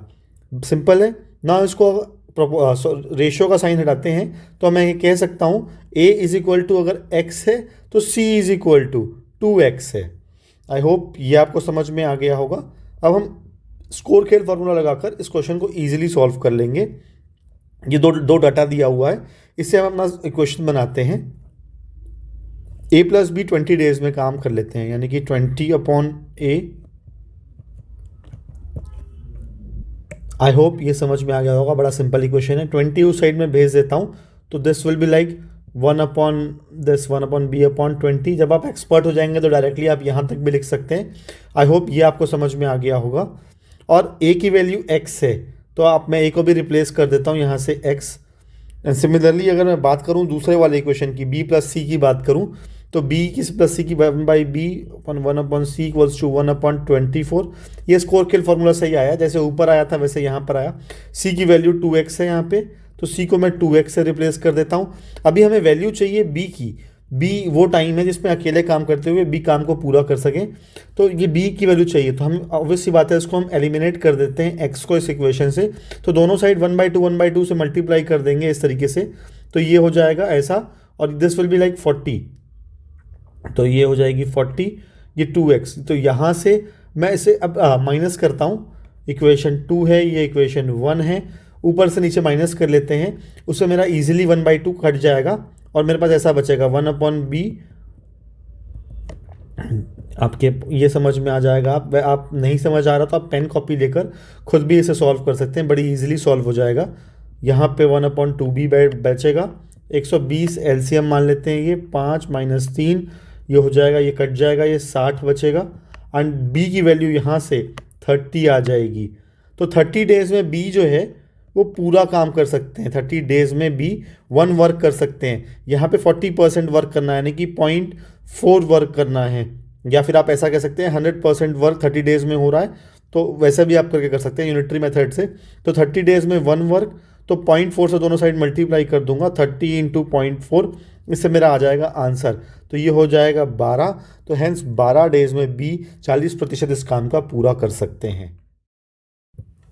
अब वर्क वेजेस के कुछ एग्जाम्पल देख लेते हैं। A can do a work in 5 days while B can do the same work in 8 days. They work together to complete the work and earn rupees 6760. Find A's share.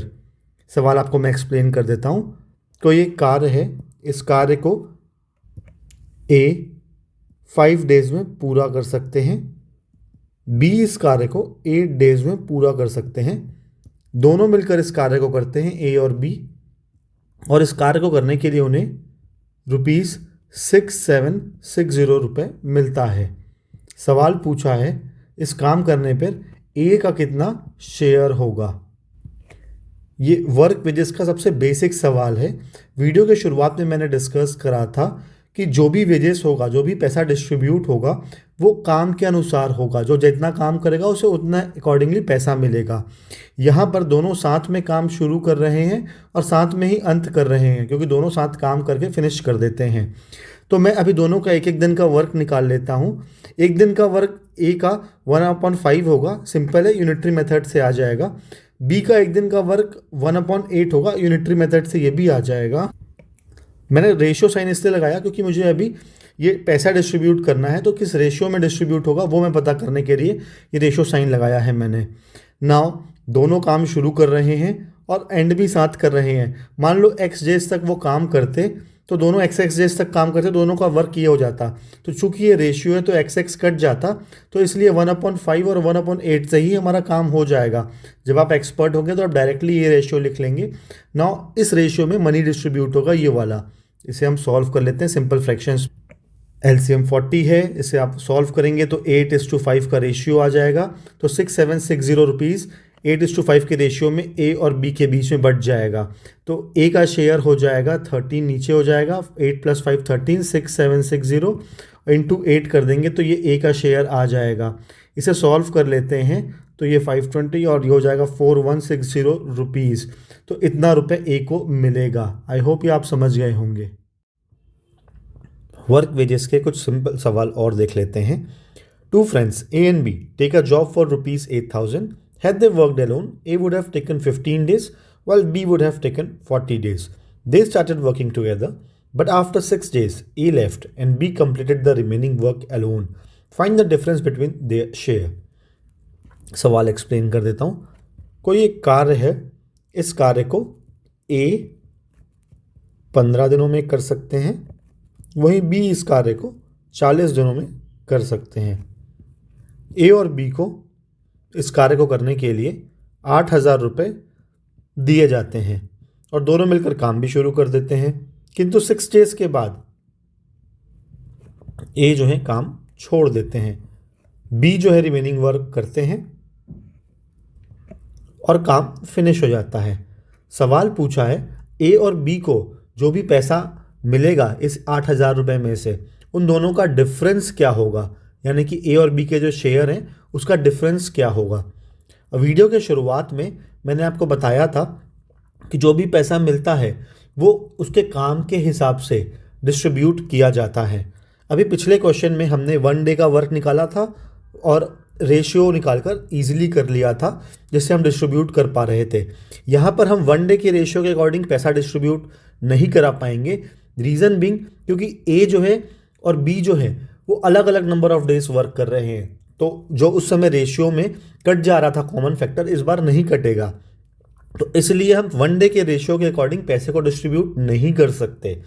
यहाँ पर हमें दोनों के काम को निकालना होगा और उसके अकॉर्डिंग हमें इस रेशियो को डिस्ट्रीब्यूट करना होगा, इस पैसे को डिस्ट्रीब्यूट करना होगा। आई होप आपको ये कॉन्सेप्ट समझ में आ गया होगा। अब इस क्वेश्चन को हम सॉल्व कर लेते हैं।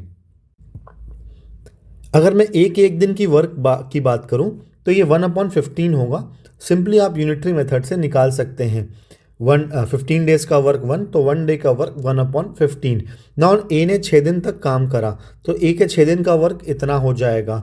और अभी मैंने एक बात बताई थी शुरुआत पे ही, जब हमारा वर्क नहीं डिफाइन होता, उसकी क्वांटिटी नहीं दी होती, तो हम उसे 1 मान लेते हैं। यहाँ पर वर्क 1 होगा। तो अगर मैं बी के वर्क की बात करूं, अगर ये ए का वर्क है तो बी का वर्क जो होगा वो 1 - दिस विल बी 6/15, यानी 1 से जो टोटल वर्क है उससे ए का वर्क माइनस कर दिया, तो ये आ जाएगा बी का वर्क 9/15।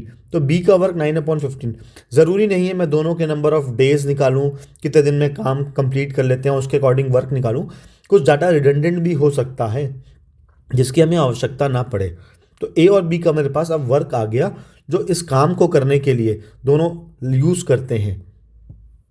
नाउ मैं ए और बी के काम का रेशियो आ गया है, तो पैसे का डिस्ट्रीब्यूशन का रेशियो भी मेरे पास निकल जाएगा।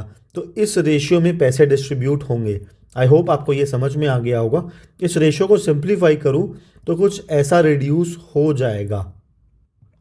नाउ जो 8,000 रुपये हैं हमारे पास वो इस रेशियो में डिवाइड होंगे दोनों के बीच में। नाउ मेरे पास डिफरेंस पूछा है, तो difference is 1, 3 minus 2, that is 3x minus 2x। तो यहाँ पर अगर मैं 8,000 को डिवाइड कर दूँ इस तरीके से, तो 3 + 2 5 हो जाएगा, और एक हिस्सा जो डिफरेंस वाला है, तो यहाँ से ये 1,600 रुपये आ जाएगा। तो difference amount is 1,600 rupees. I hope ये क्वेश्चन बड़ी इजीली समझ में आ गया होगा। बस आपको ध्यान रखना है कभी भी कि जो जितना काम करेगा उसे उतना पैसा मिलेगा। एक सिंपल सा एग्जाम्पल और देख लेते हैं। A can do a piece of work in 20 days while B can do it in 30 days. They work together for 10 days and rest of the work is done by C in 5 days. If they get rupees 560 for the whole work, how much money will A get? सवाल explain कर देता हूँ आपको मैं। कोई एक कार्य है, इस कार्य को A 20 दिनों में पूरा कर सकते हैं, वहीं B इस कार्य को 30 दिनों में पूरा कर सकते हैं। नाउ A और B दोनों इस कार्य को शुरू करते हैं और 10 दिनों तक इस कार्य को करते हैं, फिर दोनों ही इस कार्य को छोड़ देते हैं एंड पर्सन C जो आते हैं वो ज्वाइन करते हैं और वो रिमेनिंग वर्क को करते हैं 5 दिनों में। सवाल पूछा है कि जो इस काम के लिए 560 रुपये मिलेगा, तीनों को A B C को टोटल 560 रुपये मिलेगा, उसमें से A का हिस्सा कितना होगा। बड़ा इजी सवाल है। मैंने वीडियो के शुरुआत में जो बताया था कि वर्क के अकॉर्डिंग पैसा डिस्ट्रीब्यूट होगा, उसी को हम फॉलो करेंगे। दूसरा, हमारे पास जब वर्क की क्वांटिटी नहीं पता होती, डिफाइन नहीं होती, तो हम उसे 1 मानते हैं। तो ये वाला कॉन्सेप्ट हम हमेशा लगाते रहेंगे और इससे सॉल्व हो जाएगा।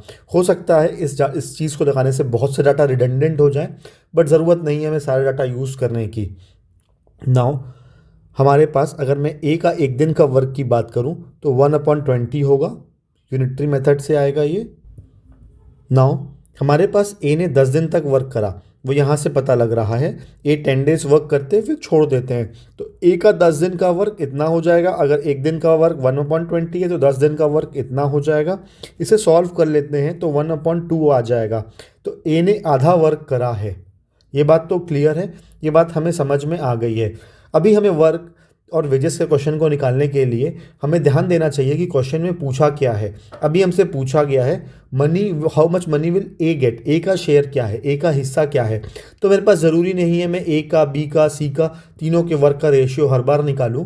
मेरे को पता लग गया है कि एक वर्क में से आधा वर्क ए ने करा है। एक वर्क के लिए 560 रुपये मिलता है, तो आधे वर्क के लिए 280 रुपीज़ मिलेगा, डिवाइड बाय 2 कर दिया, और ए ने ही आधा वर्क करा है, तो मैं कह सकता हूँ ए को इस काम को करने के लिए 280 रुपये मिलेगा। तो इस क्वेश्चन का आंसर 280 होगा।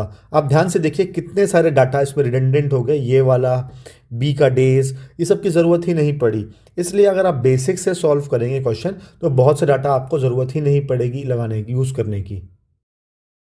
वर्क वेजेस का एक सिंपल सा एग्जाम्पल और देख लेते हैं। Rekha and Sonali received ₹2800 as wages for 20 days for the work they did together. रेखा's efficiency in the work was 3 times that of the Sonali. What are the daily wages of Sonali? सवाल आपको मैं explain कर देता हूँ। कोई एक कार्य है, इस कार्य को करने के लिए हमारे पास रेखा एंड सोनाली अवेलेबल हैं। आर और एस से डिनोट कर दिया मैंने।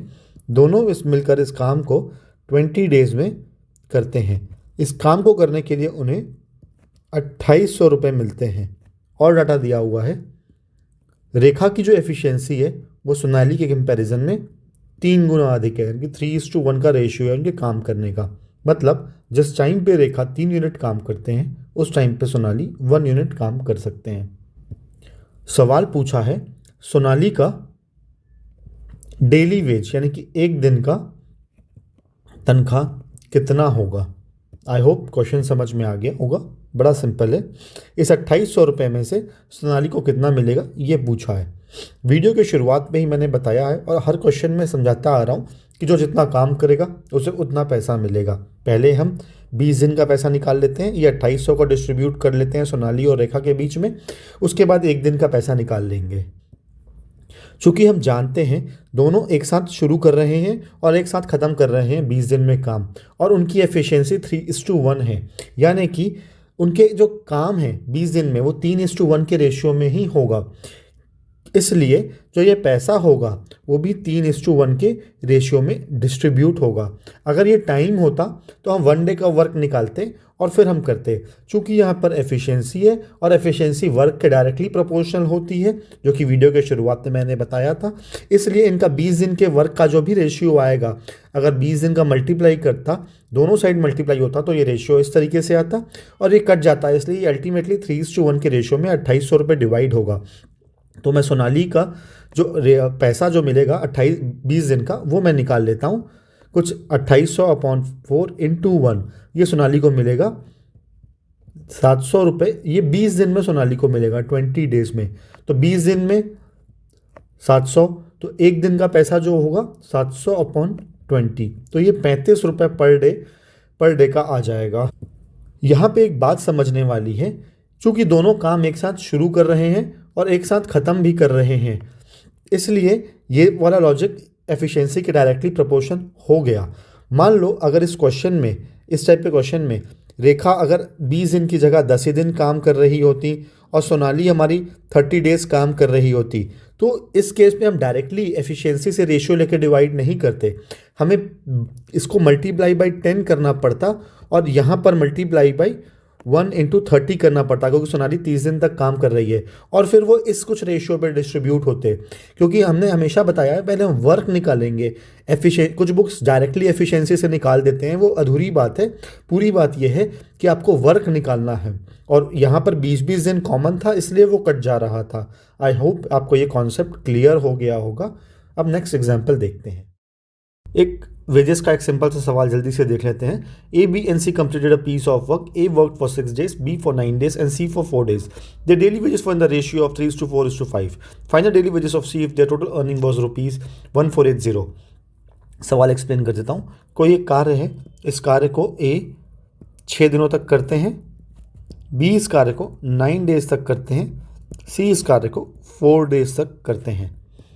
इनका प्रतिदिन जो पैसा मिलता है वो 3:4:5 का रेशो में मिलता है, यानी कि अगर A को एक दिन के काम करने में ₹3 मिलेगा तो B को ₹4 मिलता है, C को ₹5 मिलता है।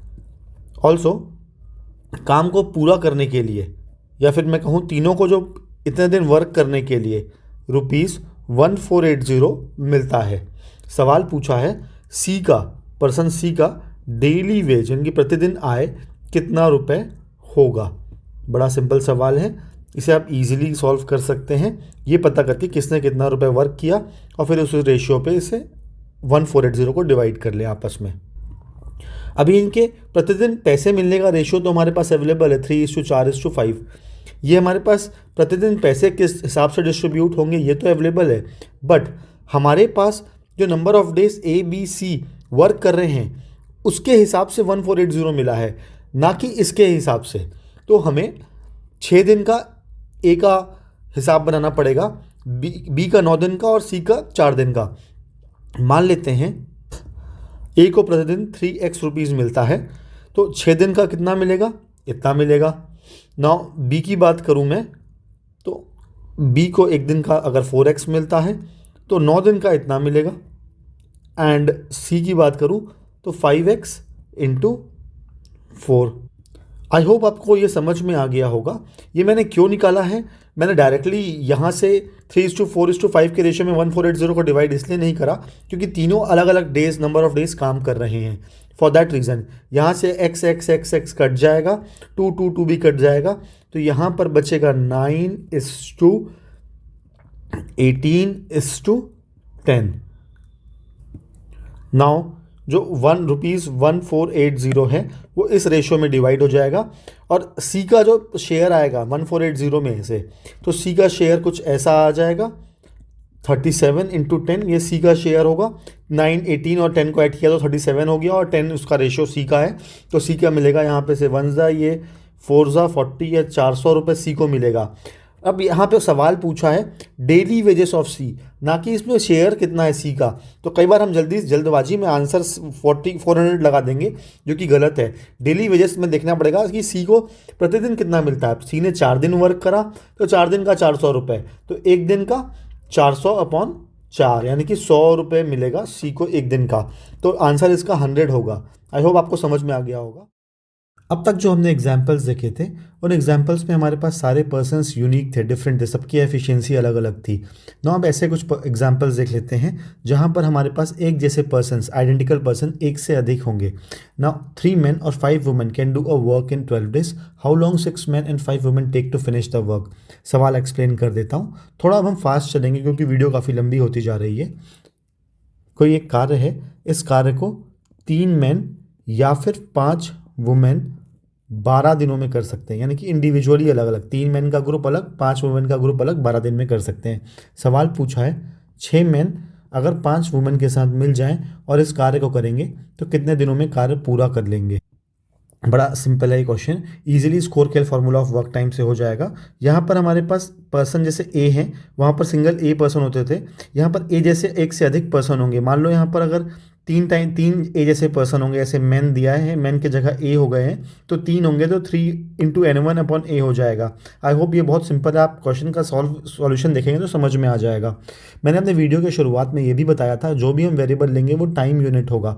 तो जैसे अभी हम यहाँ पर मान लेते हैं एक आदमी m डेज में काम पूरा कर सकता है, वहीं वुमेन की बात करूँ तो W डेज में काम पूरा कर सकती है, मैं ये मानूंगा। तो एक दिन का एक आदमी का वर्क हो जाएगा 1/m, चाहे तो आप वैसे कर लें, चाहे तो स्कोरकेल फार्मूला से कर लें। तो एक आदमी का एक दिन का वर्क 1/m हो जाएगा, तो 3 आदमी का तो 1 × 3 हो जाएगा, तो मैंने 3/m लिख दिया ना। ये 12 दिन तक वर्क करते हैं, तो N1 वाला पार्ट 12 है, आप चाहे तो वैसे कर लें, चाहे तो आप लॉजिकली समझ लें। 3 × 12/m, और ये इतने लोग मिलकर काम पूरा कर दे रहे हैं, तो हमें B वाला पार्ट या उसके बाद वाले पार्ट की ज़रूरत ही नहीं पड़ी। तो हम यहाँ से सीधे m की वैल्यू निकाल सकते हैं। m की वैल्यू यहाँ से 36 आ जाएगी। 36 डेज यानी कि एक आदमी अकेले 36 दिन में काम पूरा कर सकता है। सिमिलरली वुमेन की बात करूँ तो 12 × 5/W = 1। वुमेन 60 दिनों में काम पूरा कर लेंगी। आई होप आपको ये समझ में आ गया होगा वुमेन का वाला पार्ट भी ना। हमारे पास 6 men and 5 वुमेन का एक ग्रुप है, हम मान लेते हैं ये x डेज में काम पूरा कर लेते हैं ना। एक आदमी का वर्क 1/m होता है, तो 6 आदमी का वर्क 6/m होगा, और m की वैल्यू 36 है, तो मैंने यहाँ कर दिया। अब ये कितने दिन तक काम कर रहे हैं, ये अब x डेज तक काम कर रहे हैं, इनके साथ वुमेन भी मिलकर काम कर रही है, तो वुमेन की नीचे मैंने पार्ट लिख लिया। यहाँ पर लिखा 5 वुमेन है और यहाँ पर x डेज तक काम कर रही हैं, और काम एट द एंड पूरा हो जाएगा। ये हुआ, ये बेसिकली स्कोरकेल फार्मूला से ही आया है। अब ध्यान से देखें, ये x और x दोनों N1 वाला N1 N2 वाला पार्ट है, दोनों एक साथ शुरू कर रहे हैं, एक साथ ख़त्म कर रहे हैं, इसलिए N1 और N2 इक्वल है। 6 और 5 क्योंकि हैं, क्योंकि एक जैसे पर्सनस 6 आदमी हैं और 5 वुमेन हैं, एक जैसे हैं। अगर मैं 6 बार लिखता तो 6 बार वैसे हो जाते हैं, यहाँ पे ABCD 6 बार कंटिन्यू लिखता तो भी यही क्वेश्चन आ जाता। आई होप आपको यहाँ से समझ में आ गया होगा। x को यहाँ से सॉल्व करेंगे तो 4 डेज आ जाएगा। आई होप ये आपको एग्जाम्पल समझ में आ गया होगा। पर्सन के केस में एक एग्जाम्पल और देख लेते हैं। इस एग्जाम्पल में मैं वेज के बारे में डिस्कस करूंगा। 12 men and 6 women can do a piece of work in 14 days, while 8 men and 9 women can do the work in 16 days. If a man gets ₹54 per day, what should be the wage of a woman per day? सवाल आपको मैं explain कर देता हूँ।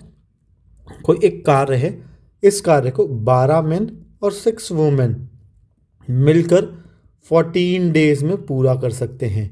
वहीं इस कार्य को 8 men और 9 women मिलकर 16 डेज में पूरा कर सकते हैं। एक डाटा और दिया हुआ है, एक आदमी को प्रतिदिन 54 रुपीज़ 54 मिलता है पर डे।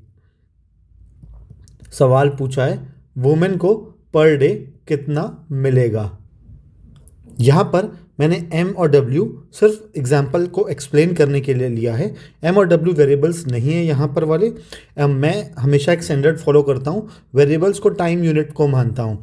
जैसे मैं मान लेता हूँ एक मैन इस कार्य को m डेज में पूरा कर सकता है, यानी कि 1 वर्क किए हुआ m डेज में पूरा कर सकता है। सिमिलरली अगर मैं बात करूँ वुमेन की, तो वुमेन w डेज में इस कार्य को पूरा कर सकती है। मैंने ये एज्यूम किया है। तो 1 डे का वर्क हो जाएगा 1/m। ये यूनिटरी मेथड से भी आ गया, या चाहे आप स्कोर खेल के फॉर्मूला के लॉजिक से करना चाहें तो भी आ जाएगा। नाउ एक वुमेन का वर्क एक दिन का इतना होता है। आई होप आपको ये समझ में आ गया होगा। 12 आदमी का वर्क कितना होगा एक दिन का, और 14 दिन का 12 आदमी का वर्क कितना होगा। 12 आदमी के साथ 6 वुमेन मिलकर काम करती हैं, तो 6/w और 14 दिन तक करती हैं, और ये इक्वल्स टू 1 हो जाएगा क्योंकि काम कंप्लीट हो रहा है। आई होप आपको ये समझ में आ गया होगा। मैं जल्दी से इस डाटा से इक्वेशन बना देता हूँ। 8 × 16/m plus of 9 × 16/w equals to 1। अच्छा, मेरे को डाटा जो निकालना है वो ये निकालना है, वुमेन को कितना रुपए मिलेगा प्रतिदिन। मेरे पास डाटा दिया हुआ है मैन का। अगर मैं मैन और वुमेन में कुछ रिलेशन निकाल दूं कि मैन को इतना मिलता है तो वुमेन को इतना मिलेगा, तो मेरा काम बन जाएगा। मेरे को m और w की एग्जैक्ट डाटा नहीं चाहिए, एक रिलेशन बस चाहिए। तो मैं यहाँ पर दोनों 1 है यहाँ पर, तो दोनों को मैं इक्वेट कर देता हूँ।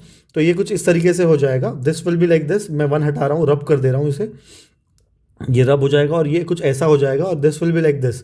दोनों 1 थे तो मैंने दोनों को इक्वेट कर दिया। यहाँ से मैं m और w को सॉल्व करूँगा। तो मेरे पास टाइम की कमी होने के कारण मैं पूरा सॉल्व करके नहीं दिखा रहा, आप चाहें तो उसे खुद से सॉल्व कर लें।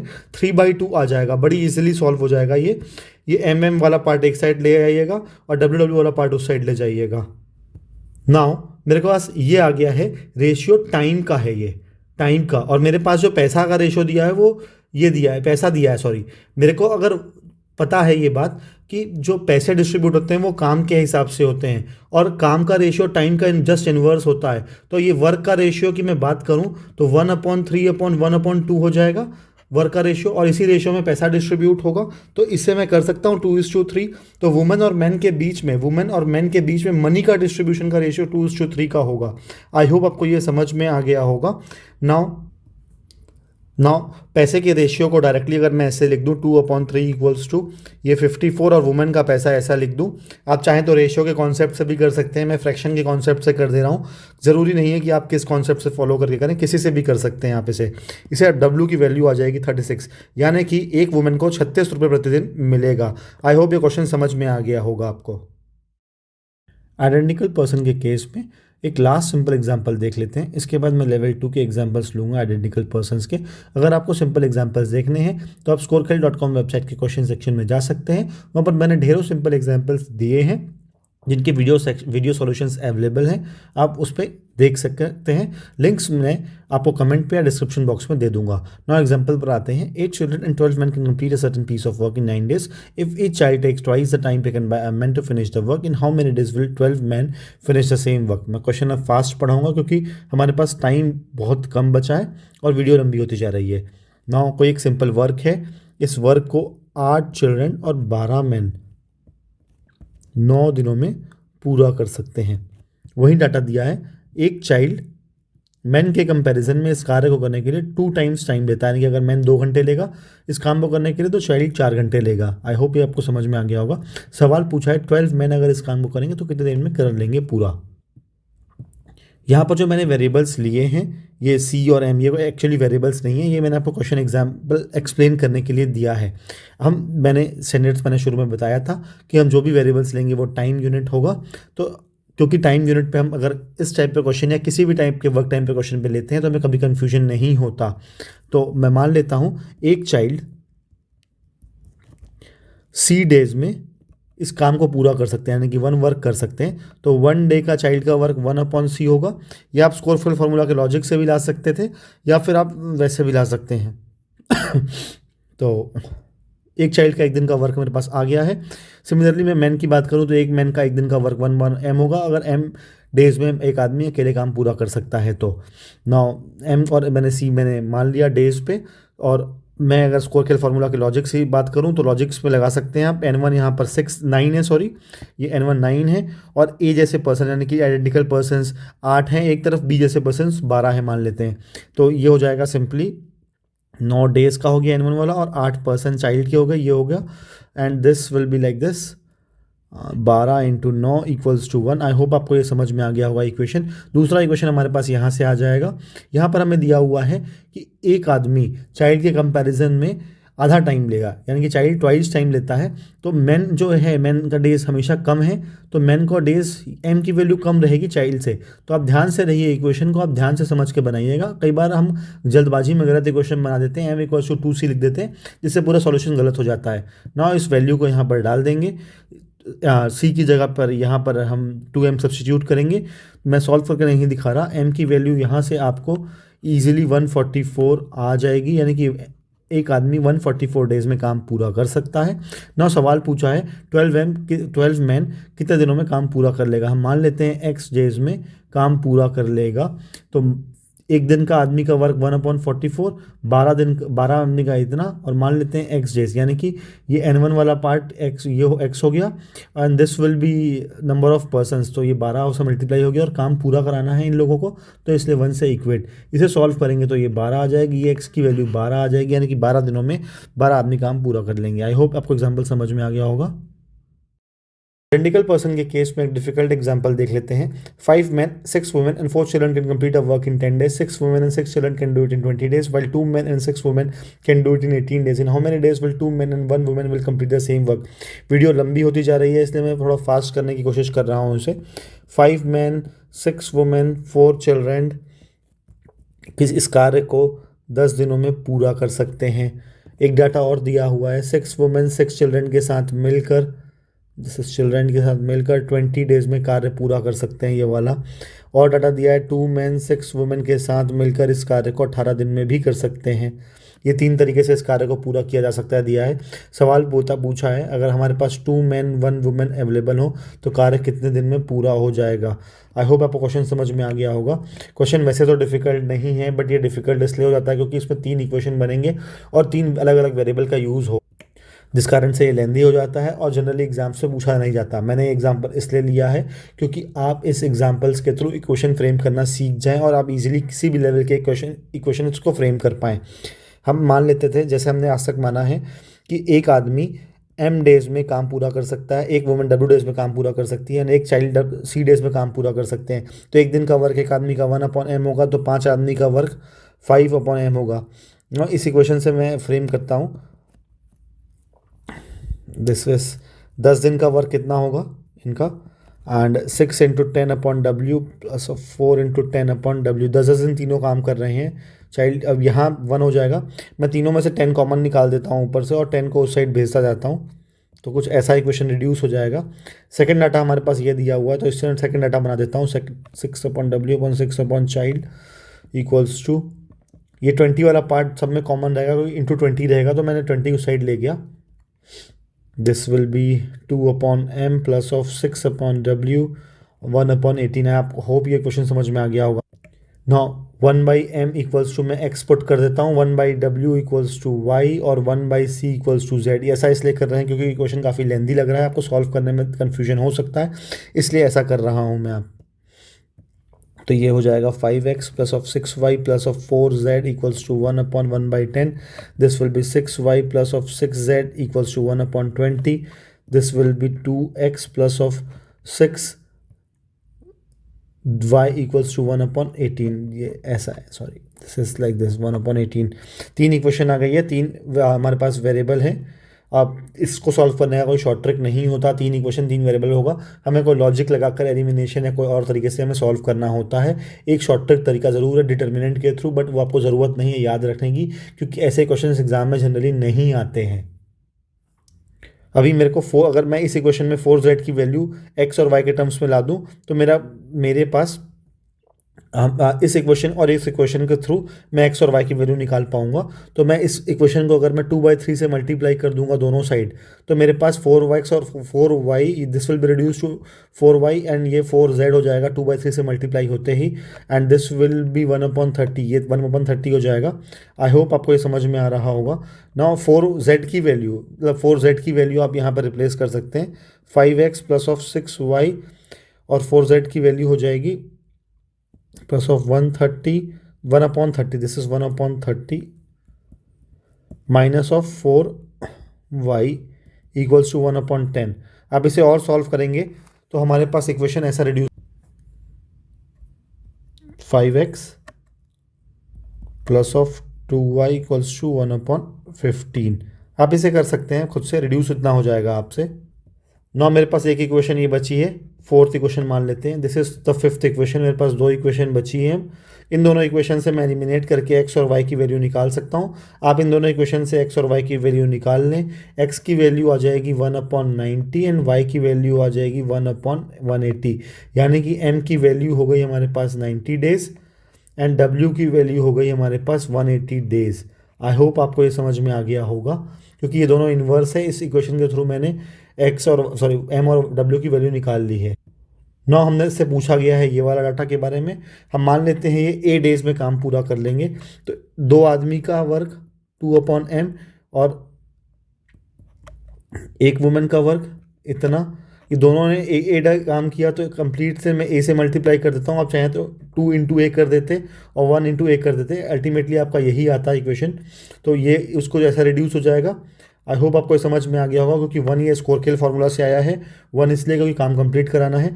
यहाँ से आप ए की वैल्यू निकालेंगे, यहाँ पर एम की वैल्यू और डब्ल्यू की वैल्यू सब्सटीट्यूट करके, तो ए की वैल्यू 36 डेज आ जाएगी। हेंस दो आदमी और एक वुमेन मिलकर 36 डेज में काम पूरा कर लेंगे।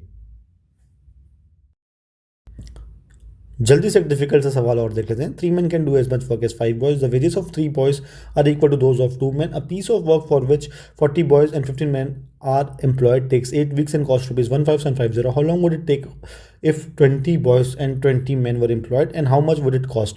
सवाल जल्दी से मैं आपको एक्सप्लेन कर देता हूँ। एक डाटा दिया हुआ है, 3 मैन का जो वर्क है वो 5 बॉय के बराबर है, यानी कि 3 मैन अगर 5 यूनिट वर्क करते हैं एक दिन में, तो 5 बॉय लगेंगे उस 5 यूनिट वर्क करने के लिए। एक रिलेशन और दिया है जो वेजेस पे है। 3 बॉय का जो वेज है, मतलब तनख्वाह है एक दिन की, वो 2 मैन के बराबर है। ये वेजेस की बात है ना। एक डाटा दिया हुआ है, कोई एक पीस ऑफ वर्क है, मान लो एक टुकड़ा है, इसको हम 1 से डिनोट कर देते हैं। इस वर्क को करने के लिए 40 बॉयज़ एंड 15 मैन मिलकर 8 वीक्स लेते हैं, और इस कार्य को करने के लिए इन लोगों को 15750 रुपीज़ मिलता है। सवाल पूछा है कि अगर हमारे पास 20 बॉय हों और 20 मैन हों और ये मिलकर कार्य करें, तो कार्य कितने टाइम पर ख़त्म हो जाएगा और इस कार्य के लिए कितना रुपए इन लोगों को मिलेगा। आई होप आपको क्वेश्चन समझ में आ गया होगा। जल्दी से इसे सॉल्व कर लेते हैं। एक बात आप ध्यान से समझिए, यहाँ पर हमारे पास वर्क का रिलेशन भी दिया है, वेजेस का भी दिया है। अगर वेजेस का नहीं होता तो हम जनरलाइज फॉर्मेट में मानते हैं कि वर्क का जो रिलेशन है वेजेस से, वो काम के हिसाब से प्रोपोर्शनेट है, इक्वल है, मतलब equal in the sense proportional में है। बट यहाँ पर वेजेस का रिलेशन अलग से दे रखा है। इस कारण से हम ये नहीं बोल सकते कि मैन इज टू बॉय का रेशियो अगर 5:3 का है वर्क का, तो वेजेस का रेशियो भी यही होगा, क्योंकि यहाँ पर डिफ्रेंशिएट कर दिया गया है। आई होप आपको ये समझ में आ गया होगा। अब तक हमने जनरलाइज वे में माना है कि मैन m डेज ले सकते हैं इस कार्य को करने के लिए, इस पेस ऑफ टुकड़े को।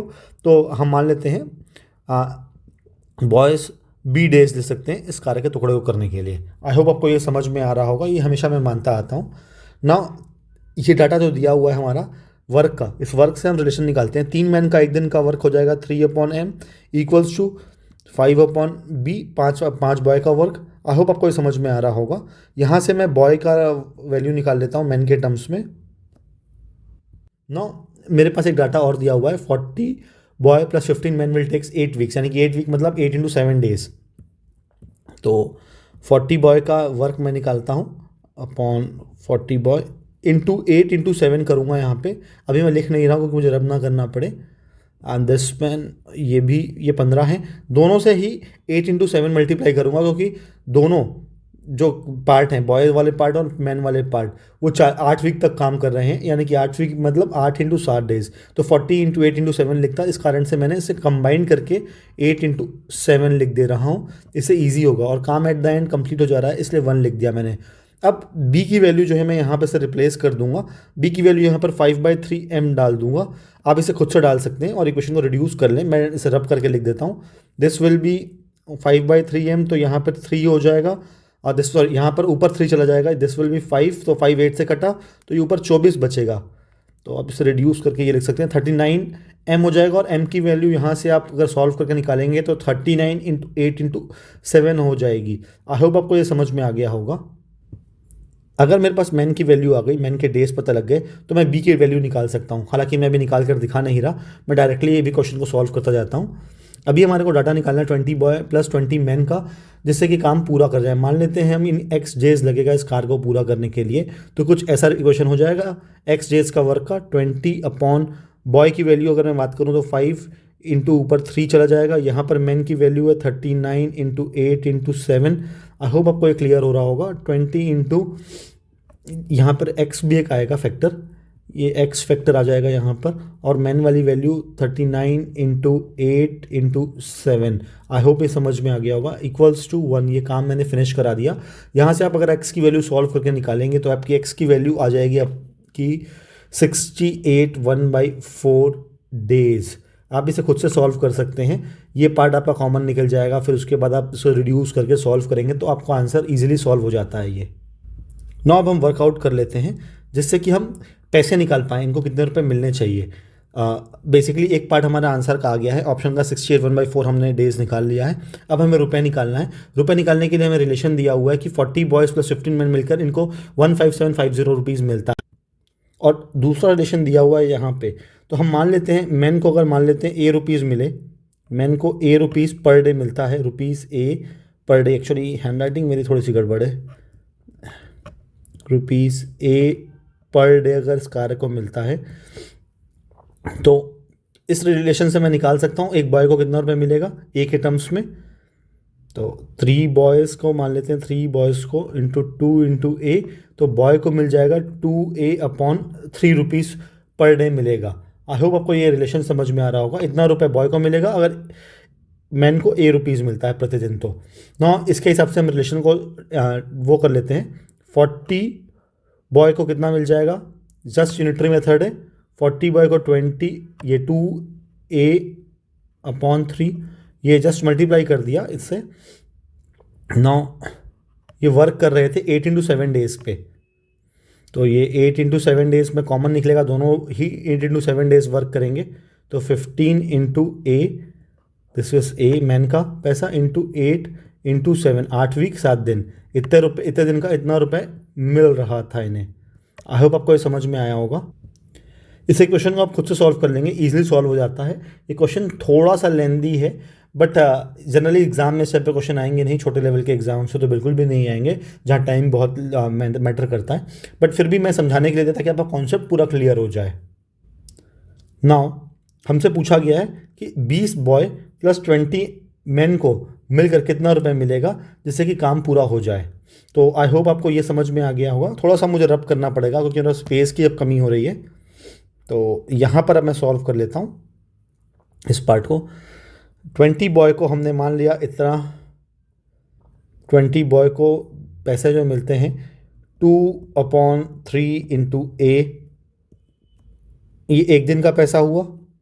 20 मैन को इतना मिलेगा 27/4,